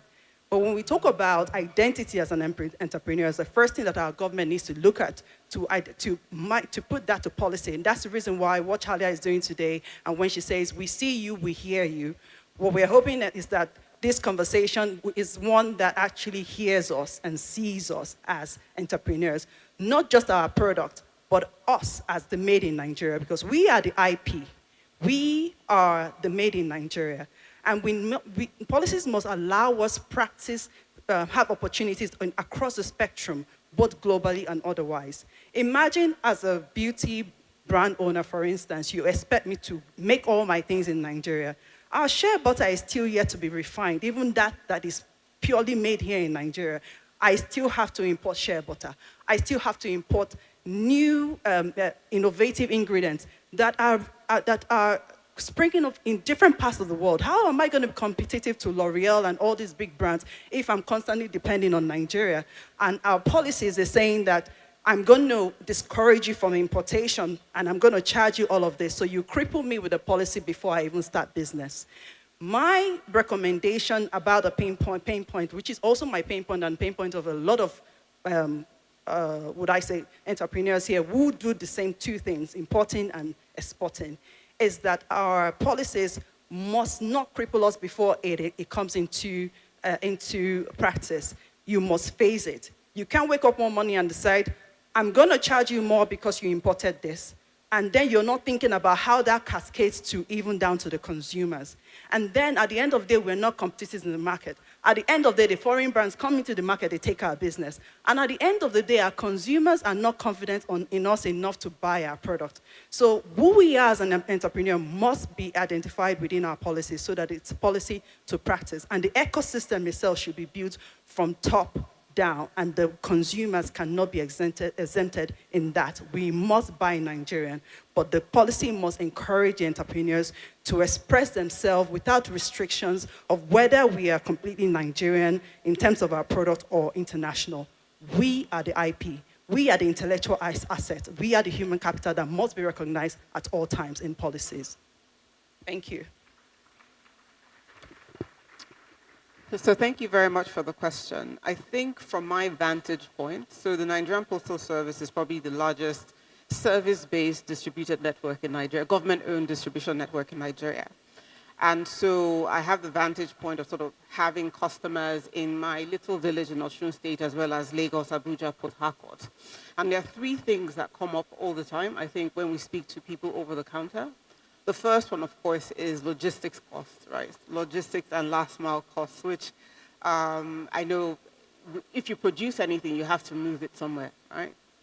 The second one is access to markets. A lot of people are producing a lot of innovative and wanted products all over the world, right? So how are they able to affordably move their products from Nigeria to the African market and beyond? And I think the last one is the ability to make payments, cross-border payments, as well as receive digital payments. Again, because we are everywhere, so sometimes a lot of places don't even have connectivity. But there are people there, there are young people who are innovative and productive, and they want to have a way to be financially included, and that also allows them to be economically included. So I think for me, those are the three main things that we hear across our counters. Thank you. Well, thank you for having me here. Thank you, Chalia, for inviting me. I run an investment banking firm called iron capital. And it is what it says on the tin. We raise capital. But we typically raise capital for sovereigns, top-tier local corporates, and we also bank HNIs through our family office platforms in Dubai and even Lagos and Abuja. To answer your question directly, the pain point is capital. And sometimes it's not about the availability of capital, it's the cost of capital.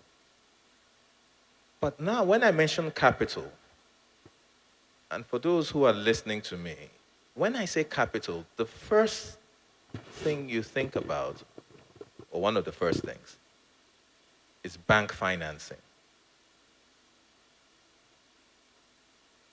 But capital is bigger than that. And just a simple illustration. There is no country on the planet that sustainably grows at 6 to 8% per annum without a deep, liquid capital market. So my perspective is that there needs to be a paradigm shift from bank financing. I'm not saying bank financing is not important, it is. But in Nigeria, for instance, 80 to 90% of financing comes from banks. In other markets, about 70% of financing comes from capital markets. You cannot grow your economy on the back of bank financing alone. So the pain point we see, the primary pain point is capital and access to cheaper capital.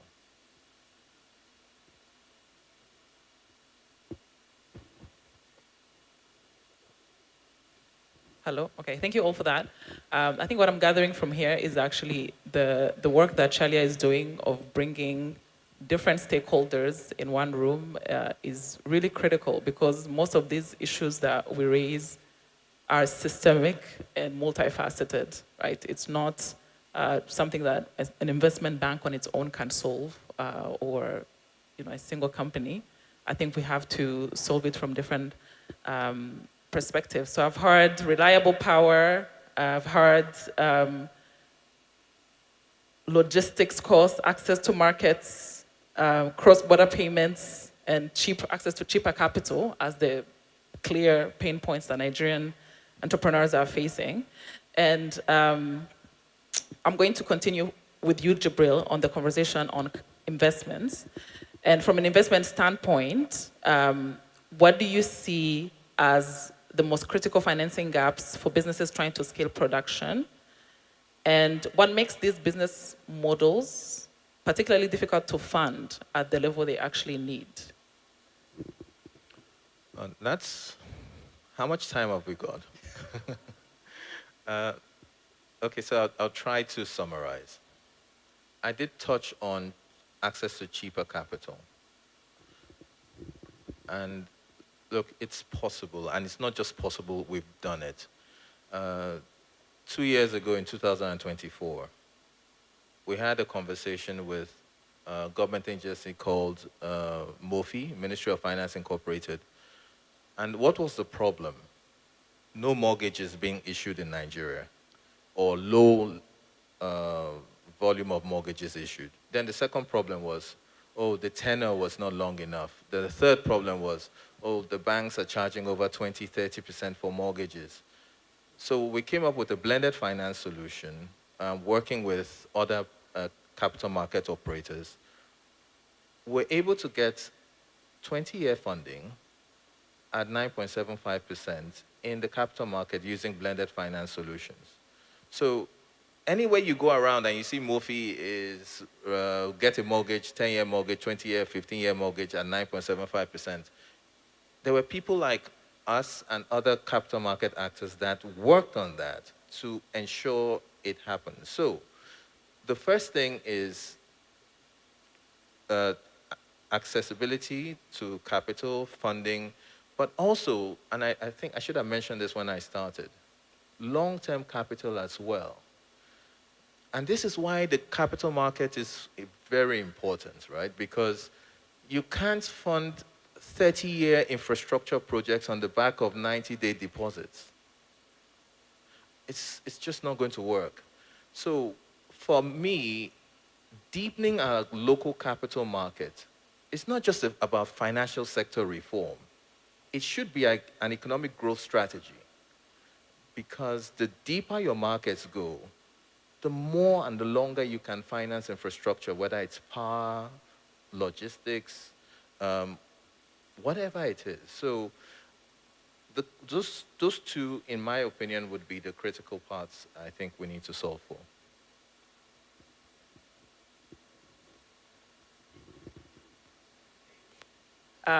When you say we, right, you say it cannot just be financial sector reform. When you say we, like who?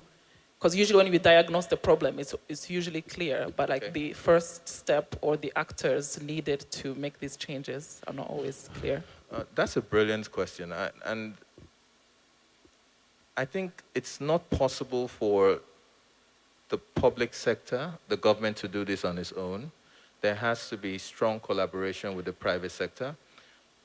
In our experience, the issue is not policy. We have policies.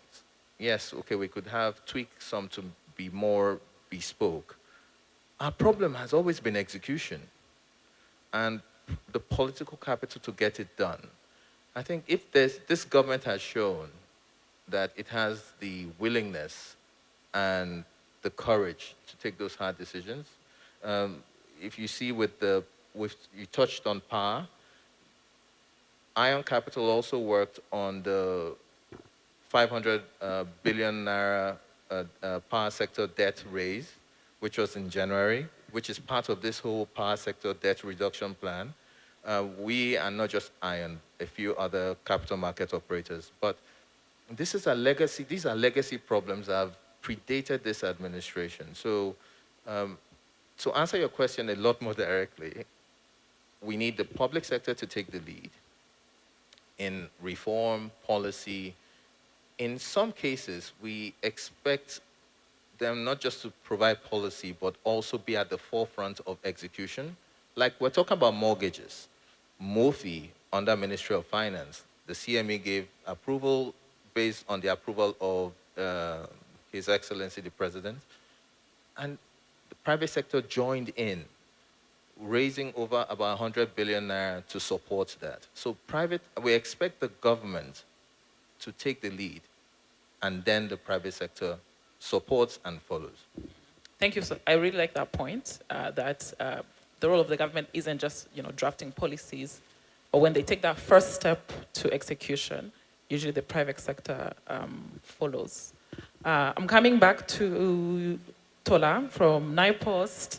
So let's talk about distribution. I'm checking in the audience. Who here uses NIPOST? I'm not from Nigeria, and I'm already familiar with NIPOST, I guess from talking to Tola and doing my research. Let's see, users of, but you're familiar with NIPOST, all right? So we're going to talk about, so even when goods are successfully produced, getting them to customers reliably across the country, it remains a major hurdle. What are the key constraints holding back the development of a truly nationwide distribution system today? Thank you. So the first one is the standardized addressing system in Nigeria. So whether you are a courier company, you're a sorting company, you're a production company, Nigeria loses an average of 300 to 500 billion annually in terms of rerouting mismatched addresses.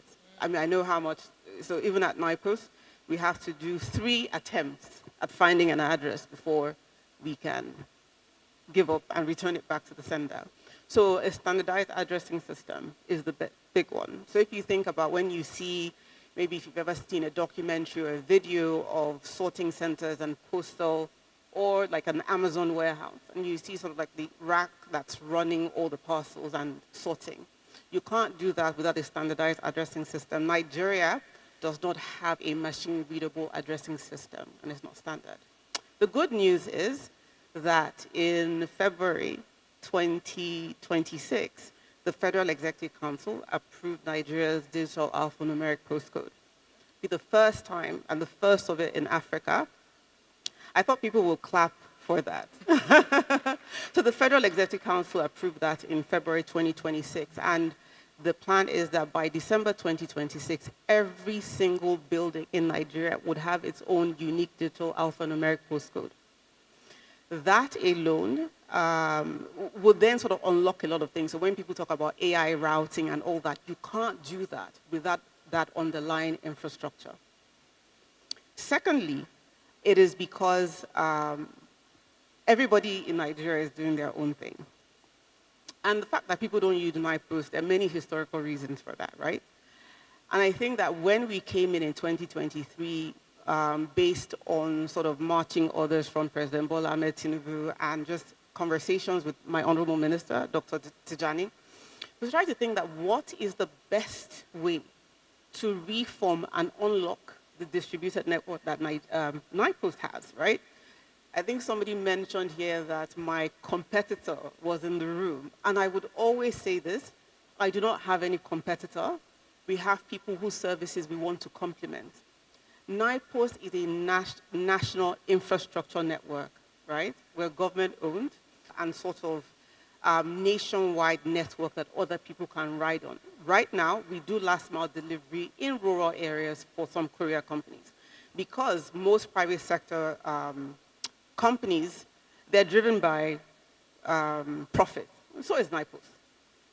But we also understand that 70% of Nigeria's network is in rural and peri-urban areas, meaning that the margins for delivery there don't make any sense for private companies. So a lot of private companies use us because by mandate, we have a universal service obligation to deliver everywhere.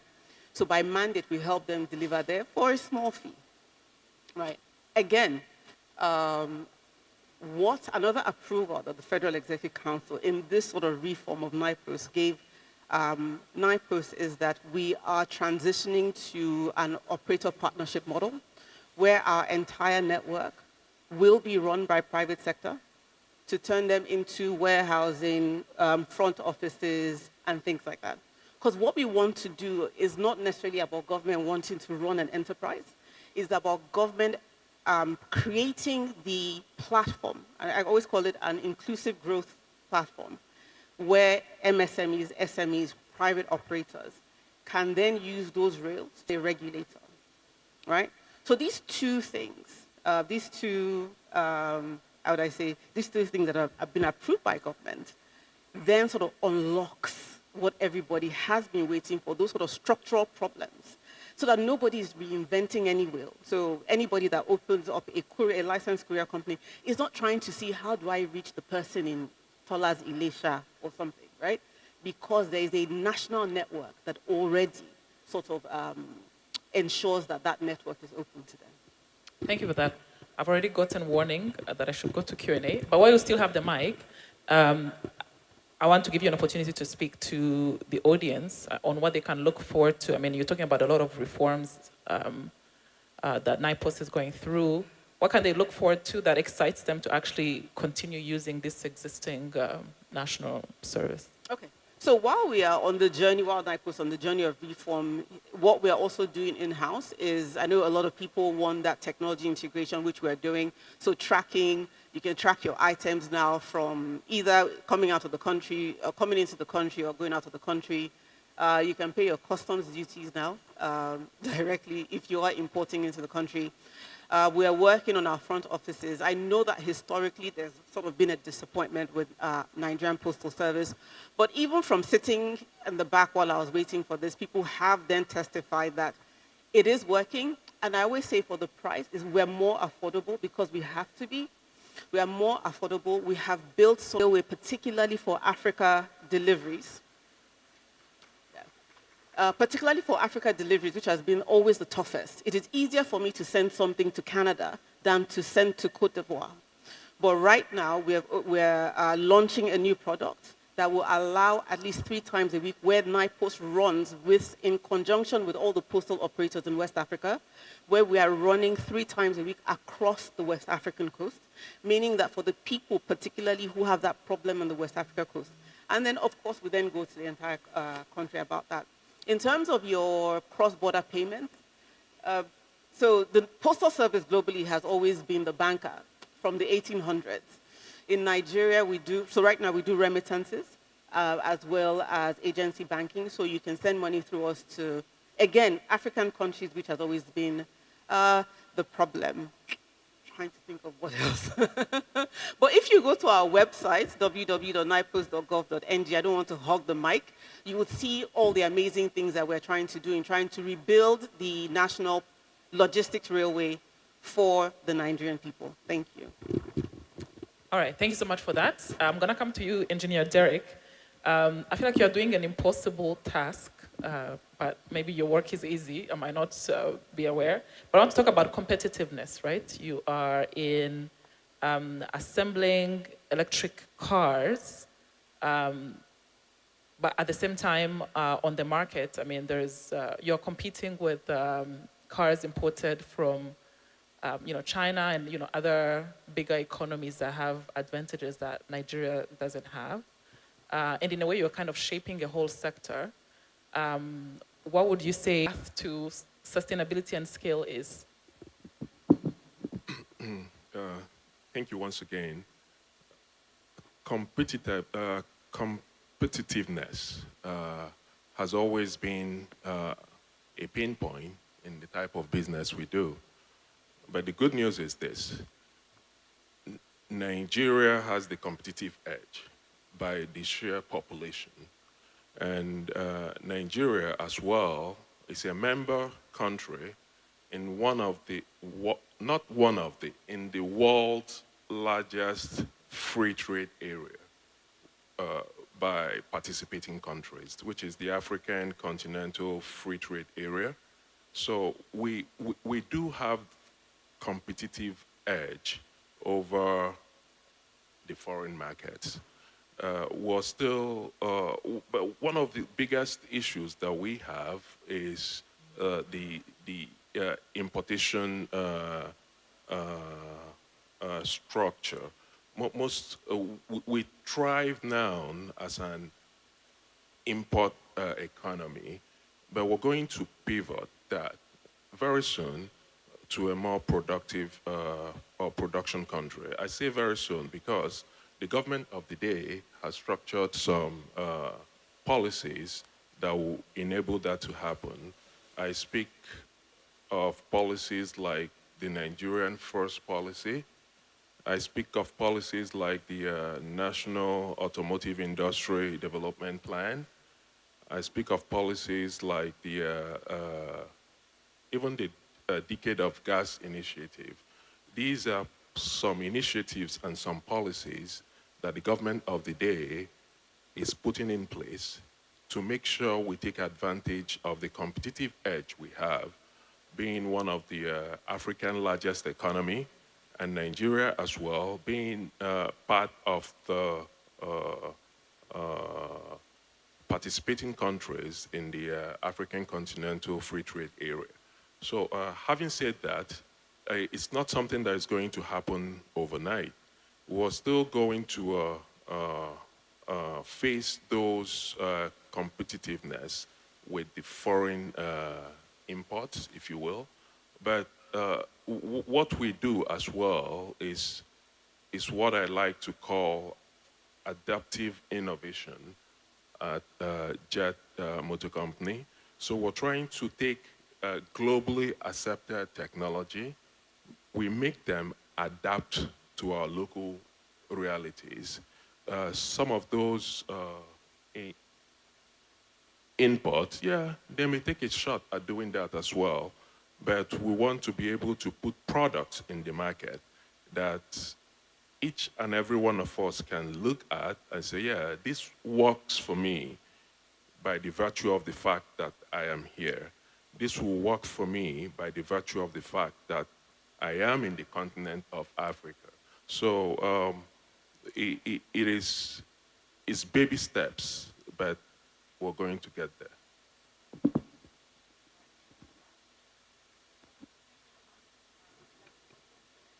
Questions, and we wrap it up. So if you have a question, kindly ask. All right, we can only take 2 questions. So I'll take a question from the gentleman and from the lady in the back. Thank you. And kindly share who you are addressing your question to. Okay. Thank you very much, the panelists. My name is Ezekiel Davo. I'm the coordinator of Plateau Commodity Marketing Company. My question will go straight to the NIPOST person. You have quite a number of warehouses across the country, and some of them are quite dormant. So what are your prospective models that you are using? The models that you have with the prospective investors? Because from where I'm coming from, we have quite a number of them in Jos, and they are so idle. And we deal in particularly the storage of commodities, particularly the perishable commodities. So what are your models that you have for managing those particular warehouses, the particular relationship with the private investors? Thank you.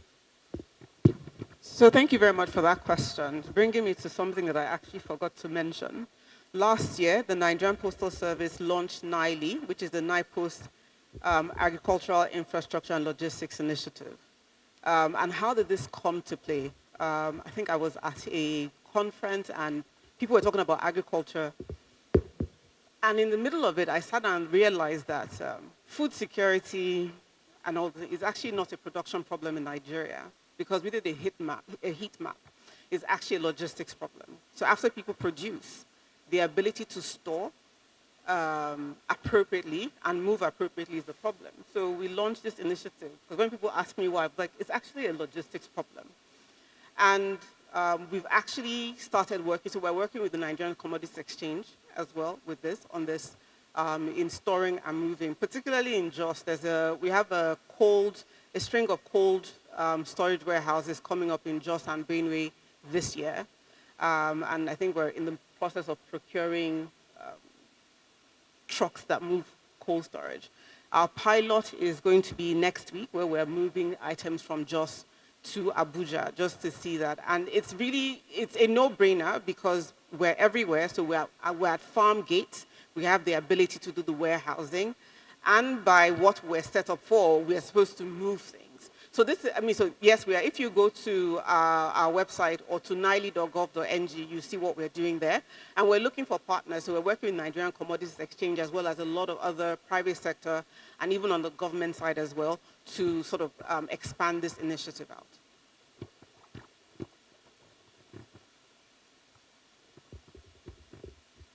Good afternoon, everyone. My name is Reke Ngidado from Jos. Coincidentally, so it turns out that you actually answered the exact thing I was about to talk about, because I'm aware that last year there was a program by NIPOST about this agro-logistics, which has been the biggest problem we've had in Jos.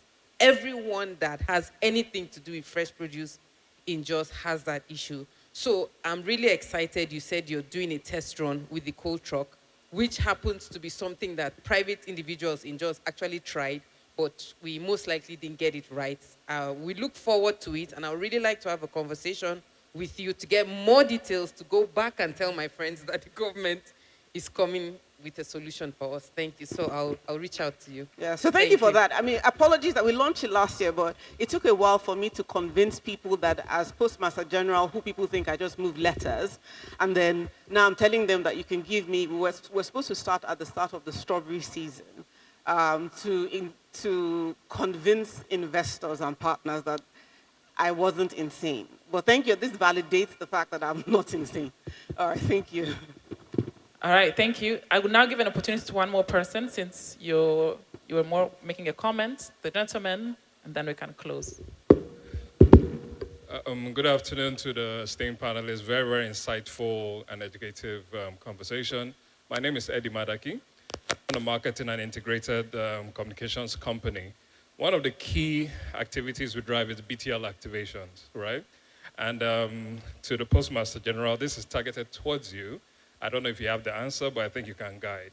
We significantly have the need to import certain assets that we need for BTL activations. It could be electrical, it could be decorative, and it's incredibly frustrating to get these assets into Nigeria to the point that using the generic distribution and logistic partners, it depletes our revenue by the time it comes in country and even gets to us at a later time. Are there any interventions or collaboration with the customs service to ease this challenge and pressure on businesses like ours? And like I said, it's a two-pronged question. Working with international partners that are looking to invest and collaborate with us, when they want to visit the country, visa processing, access through immigrations is another nightmare. There's even a deterrent before we get to do business with international partners. Is there a way to marry this so there's a justification when there's collaboration with international partners and business like ours that will ease access into the country to support businesses like ours? Thank you. Thank you very much. I'm not sure about the immigration. Can I just say that, Madam PM, you answer your own. We have officers here from Immigration and Customs, Eddie, so they can take your question, if that's okay. No, but I can answer the part on the importation.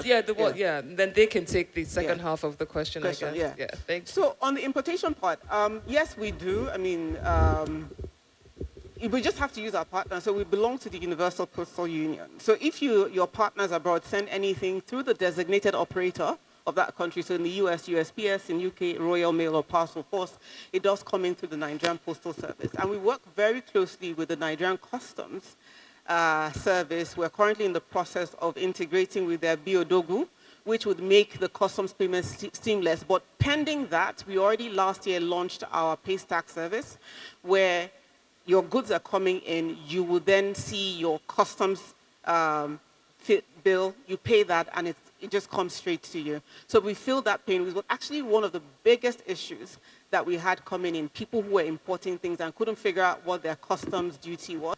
But we make it easier. So if you want to use us in terms of importation, you have to use one of the designated operators globally, and it will come through us.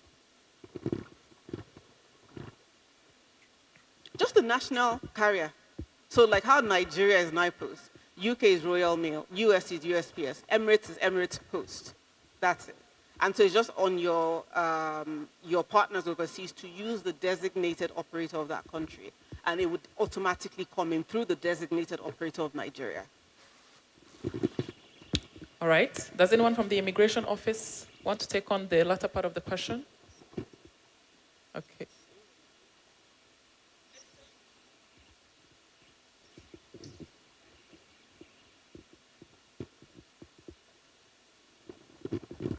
It sounds like you might need to repeat the question. Yeah. So I will try and maybe summarize it. So my question was that for international partners that I work with, for feasibility studies and deeper collaborations, they tend to want to visit Nigeria to do their due diligence and also do some market research.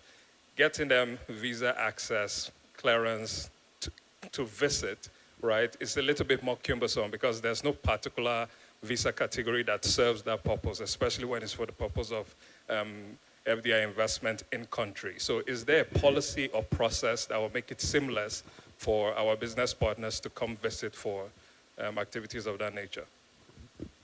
Thank you very much for that question. The NIS has made it practically possible for anyone who is coming to Nigeria on business discussion.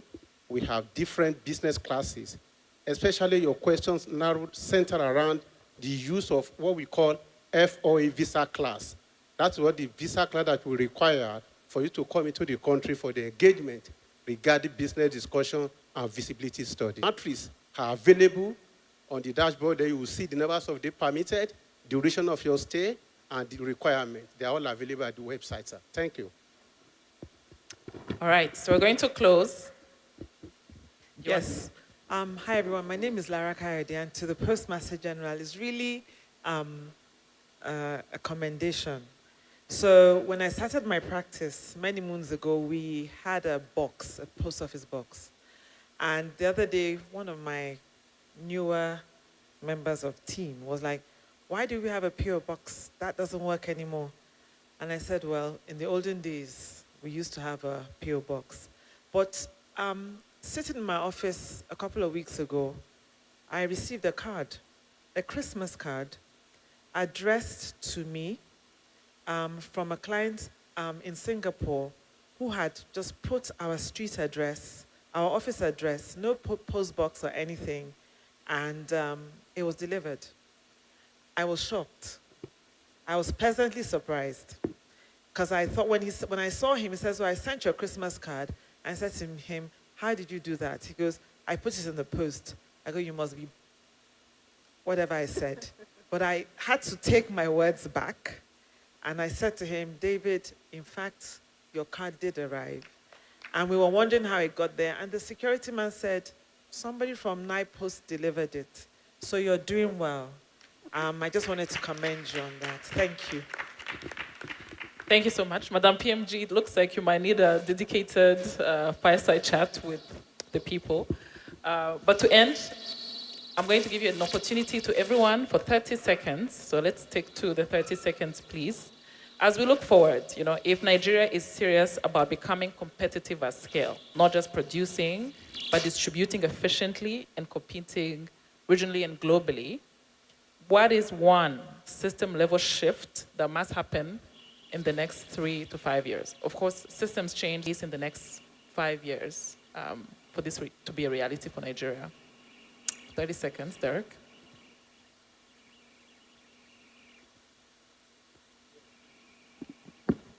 Yeah. So we must stay the course. We must remain on the trajectory. There are a couple of public sector enactments that are putting us on the right path. So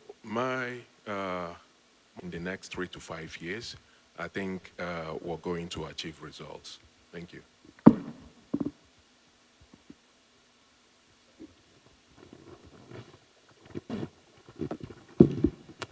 Mine will be that we build an ecosystem. I heard the Honorable Minister talk about South Korea. I got back from South Korea just 2 weeks ago, and I was basically studying that ecosystem in Vietnam and China.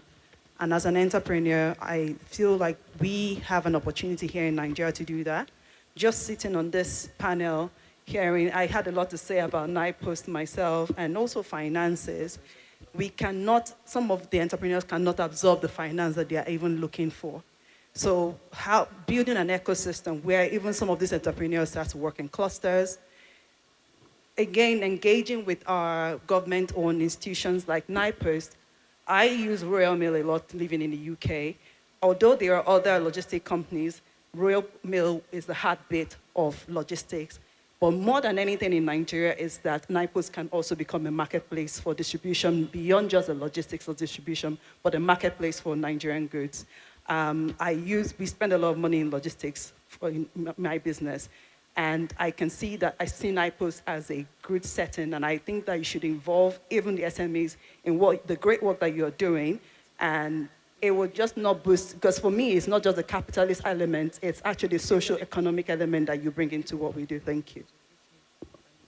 Just starting out, I forgot to mention, in conjunction with Smedan, we actually have a 15% discount for all MSMEs and SMEs. So if you're registered with Smedan, you automatically get 15% off at our counter. That's that. I mean, from my vantage point, I think I would go with his own stay in the course.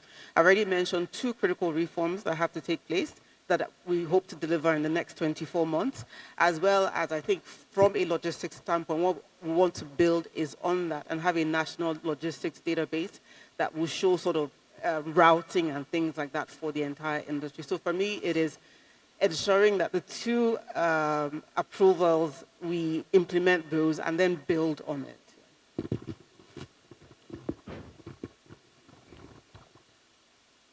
Mine is simple. Deepen the capital market.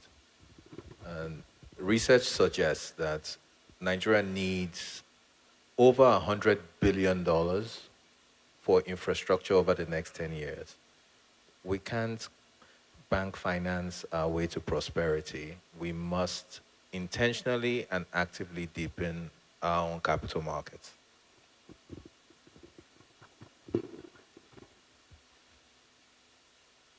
Thank you so much, ladies and gentlemen. Thank you to our panelists. Let's give them a hand clap as we finish this conversation. This has been very insightful. It looks like people are hungry for more, so feel free to stop our panelists, talk to them one-on-one, and share the different questions that you might have for them. But we have come to the end of our time. Thank you so much for all your contributions and for work that you're doing.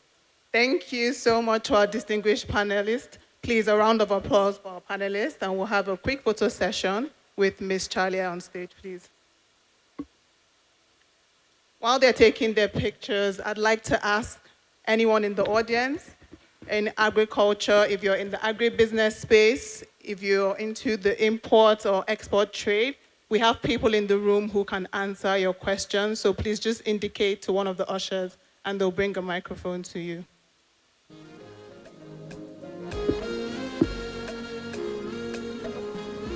All right, while I'd like to introduce on stage the CEO, Serco, Mr. Michael Njoku. Sorry, real quick. I just had to, as I was coming on stage, I remembered. I've been there. I wanted to, hello. I wanted to really do this publicly. Thank you, Immigration Services. I'll tell you what happened.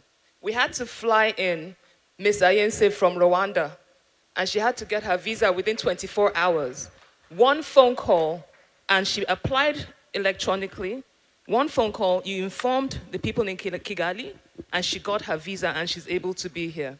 So things have really changed. Thank you. I commend Madam Comptroller General Kemi Nandap as well. Please give her my warm regards. Thank you very much.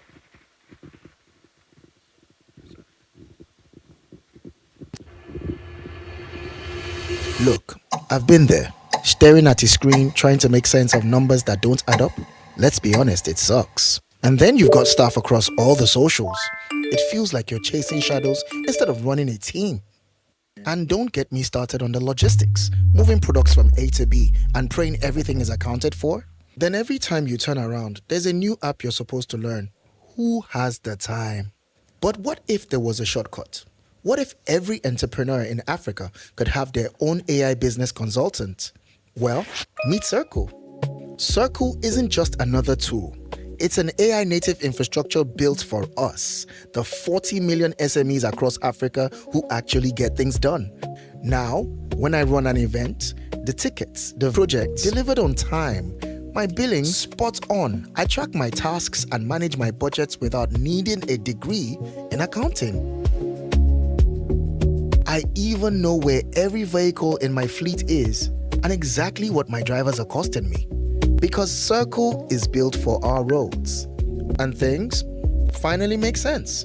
Even my sales team is all on the same page. From the first quote to the final delivery. Everything accounting, POS, inventory, it's all linked. It's time to run your business like you mean it.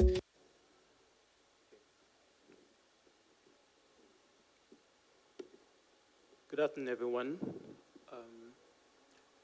My name is Michael Njoku. I'm the CEO of Serco Technologies. And I've been building software solutions and advising SMEs and companies for the last 12 to 13 years. And it's pretty much the same problem that we've faced every single time. And I think we've discussed it a lot of times as well today. A lot of SME businesses are either not structured enough to be able to access loans or access funds. Most of them as well are dealing with software like are using WhatsApp for their sales or Excel to manage their books. And you don't really blame them because a lot of the tools that exist out there are either very expensive or they're just not built for us. Or, they're quite complicated or or they require a huge IT team. So what we've done is we've created this solution. It's an AI solution that basically any company, no matter what your skill level is, you will have a chat with the platform. It will ask you a few questions. And in 5 minutes of asking you questions about your business, the system will automatically build you an enterprise solution, an app for your business, depending on what you do. So let's say I run a small shop somewhere, and I speak to Serco about my business. It will basically build me a payment solution an e-commerce platform, a POS to run my business, and an email system for my marketing. And the good thing about it is that there will be an AI bot inside that platform that you can chat with. So after he has built your system for you, you can ask the questions about your business, and then it will help you scale. So whatever level that you are at, whatever questions that you have about scaling, it will direct you to the onboarding process, through the scaling process. And as you get bigger, the system will also recommend the other apps that you should add to your software. Now, this has basically solved a lot of the problems that we're basically facing, or most SMEs face, because again, we can afford a lot of these tools, and even when you can't afford them, it's just a hassle. There's a new app every day. There's Sage, there's enterprise solutions. It's just crazy. So if you just had one tool that could do all these things for you, it would pretty much save you the stress. Now, apart from helping you run your business, we have spoken to a lot of people today that give credits, and they say that most SMEs are not structured. So if you go to a bank to try and collect loan or something, and they ask you for your books, you probably have it all over the place. With Circle, just one question basically to your business AI assistant, and it will give you your books. It will structure it in a way that the banks can access it, and compliance as well. So FIRS compliance, HR compliance, PE compliance, it does all that. For the last year, we have been running a pilot program with a few businesses in Nigeria to basically scale up the platform and make sure it works properly. And by next week, we will be launching a platform fully to the public for you to go and onboard yourselves. Prior to then, we had to onboard you. But from next week, you'll be able to go and onboard yourself and see the magic of the solution. And everything I just mentioned, I mean, you get it at as low as 9,000 naira per user per month. Which means that prior to now, if you had to build your software, if you had to build your websites, you had to do anything, you must probably are spending 5-10 million naira upfront. With Circle, there's no upfront cost, and you can start running from day one. So, I mean, I guess it probably sounds all good to be true until you get a chance to play around with it. So we have a stand at the back. You see some people wearing the Circle shirts. If you're interested and you'd like to be people that would use this platform and launch it, please just drop your email address and we will share the link as soon as the portal is open, and you'll be able to experience basically the magic of this platform. And the whole idea is that you do not need to now come for sessions, or you don't need to run to seminars anymore. You will have a personal assistant in your pocket that knows the business, that knows your industry, that knows your business, and can advise you and scale and grow with you. Thank you very much. Thank you, Mr. Michael Njoku, the CEO, Circle. And we know our entrepreneurs will be eager to communicate more with you on this platform. So before we draw this, okay.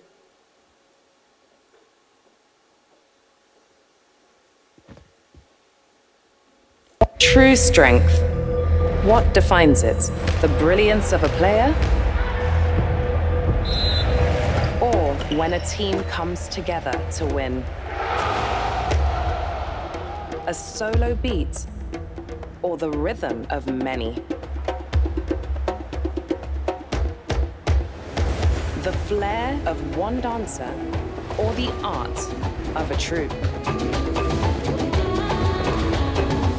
One distinct voice, or the beauty of the symphony.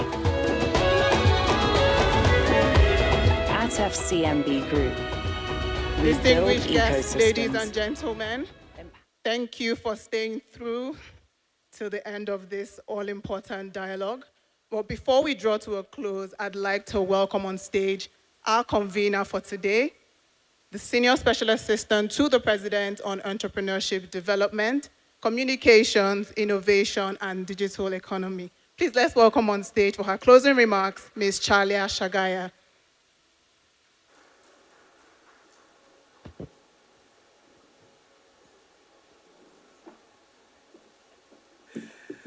Ooh, I was still awake. Thank you, thank you, thank you, thank you. Thank you all so much. Honestly, my distinguished entrepreneurs who are still in the room, Please remember to take advantage of some of our guests who are here today for you. Our foundation partners, Cascador, and the African Business Heroes, which is a part of the Jack Ma Foundation. Pitch your ideas, do your elevator pitch. They are here, they're leaving after this event, and they will probably be selecting at least 5 people. If your pitch is something that is of interest to them, they are willing to fund your business. This is why they are here. Valentine, you've been holding her for too long. Other people want to talk to her. Give them a chance. See, there's a line. So make sure you go speak to INC. And also, Amanda is right there. So thank you so much, my distinguished entrepreneurs. I'd like to take a moment to say a sincere thank you from the bottom of my heart to each and every one of you here today, and for those who have engaged with us in the weeks and months leading up to this moment. Some very helpful comments, some very insulting comments, and I took it in the chin like a big girl, because I understand a lot of you are angry. But I hope that this session we've had today sort of makes you understand and believe that we are actually working to fix things and make things better for you as entrepreneurs. I hope you get some more confidence as you leave here today, knowing that you have somebody like me and I have your back and I'm in the government. Thank you. I would like to especially acknowledge the entrepreneurs and creatives and the innovators who worked with me closely on this event. The Wow Connect group, my techie, and Eunice from Q21 and her team. Thank you so much. It takes a village. Thank you.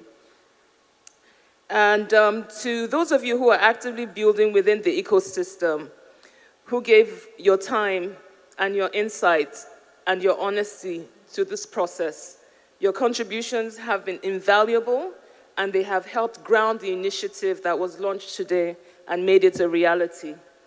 As we move forward with the Renewed Hope Enterprise Bridge initiative, let me emphasize that this is not a one-time conversation, as I had mentioned. This is the beginning of a more open, more responsive, and more collaborative way of engaging with you. I would also like to acknowledge the foundations that I mentioned earlier on, and organizations and institutions present here today who continue to support startups and emerging Nigerian enterprises. Your role in strengthening the ecosystem cannot be overstated. And to everyone in this room, I encourage you to take advantage of the connection. Engage and build relationships, explore opportunities as often as you can. Before I close, I want to take a moment to recognize those whose support has made today possible. To our partners and supporters who continue to provide for initiatives like this to advance them and make them possible, we say thank you. These partners are the FCMB Group PLC, the Credit Direct under the FCMB Group, GIG Logistics. A lot of you entrepreneurs probably only use GIG to transport your goods across the country. They are here too, and they are our partners. Thank you very much. Jet Motors, who are building vehicles to make it easier for the average Nigerian to afford their own logistic means of transportation, is here, very affordable. Their cars are on display outside. And I'm going to let you in on a little secret. We're actually working closely on something that we might introduce in the very near future that will favor the entrepreneurs to be able to afford these vehicles. Am I right, Mr. Derek? We started talking already. So another public-private partnership coming up between my office and GIG Motors, who owns Jet Motors. So check out their cars outside, built in Nigeria or manufactured in Nigeria.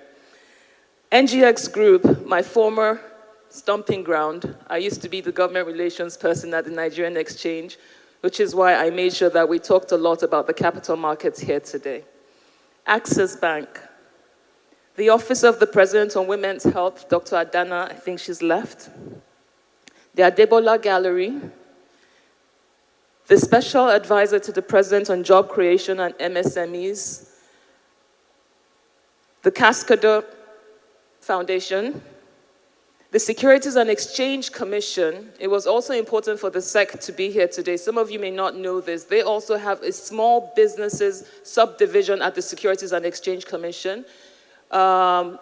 Please ask me any questions regarding Meishai Coffee. They provided the lovely iced coffee and hot coffees in the back.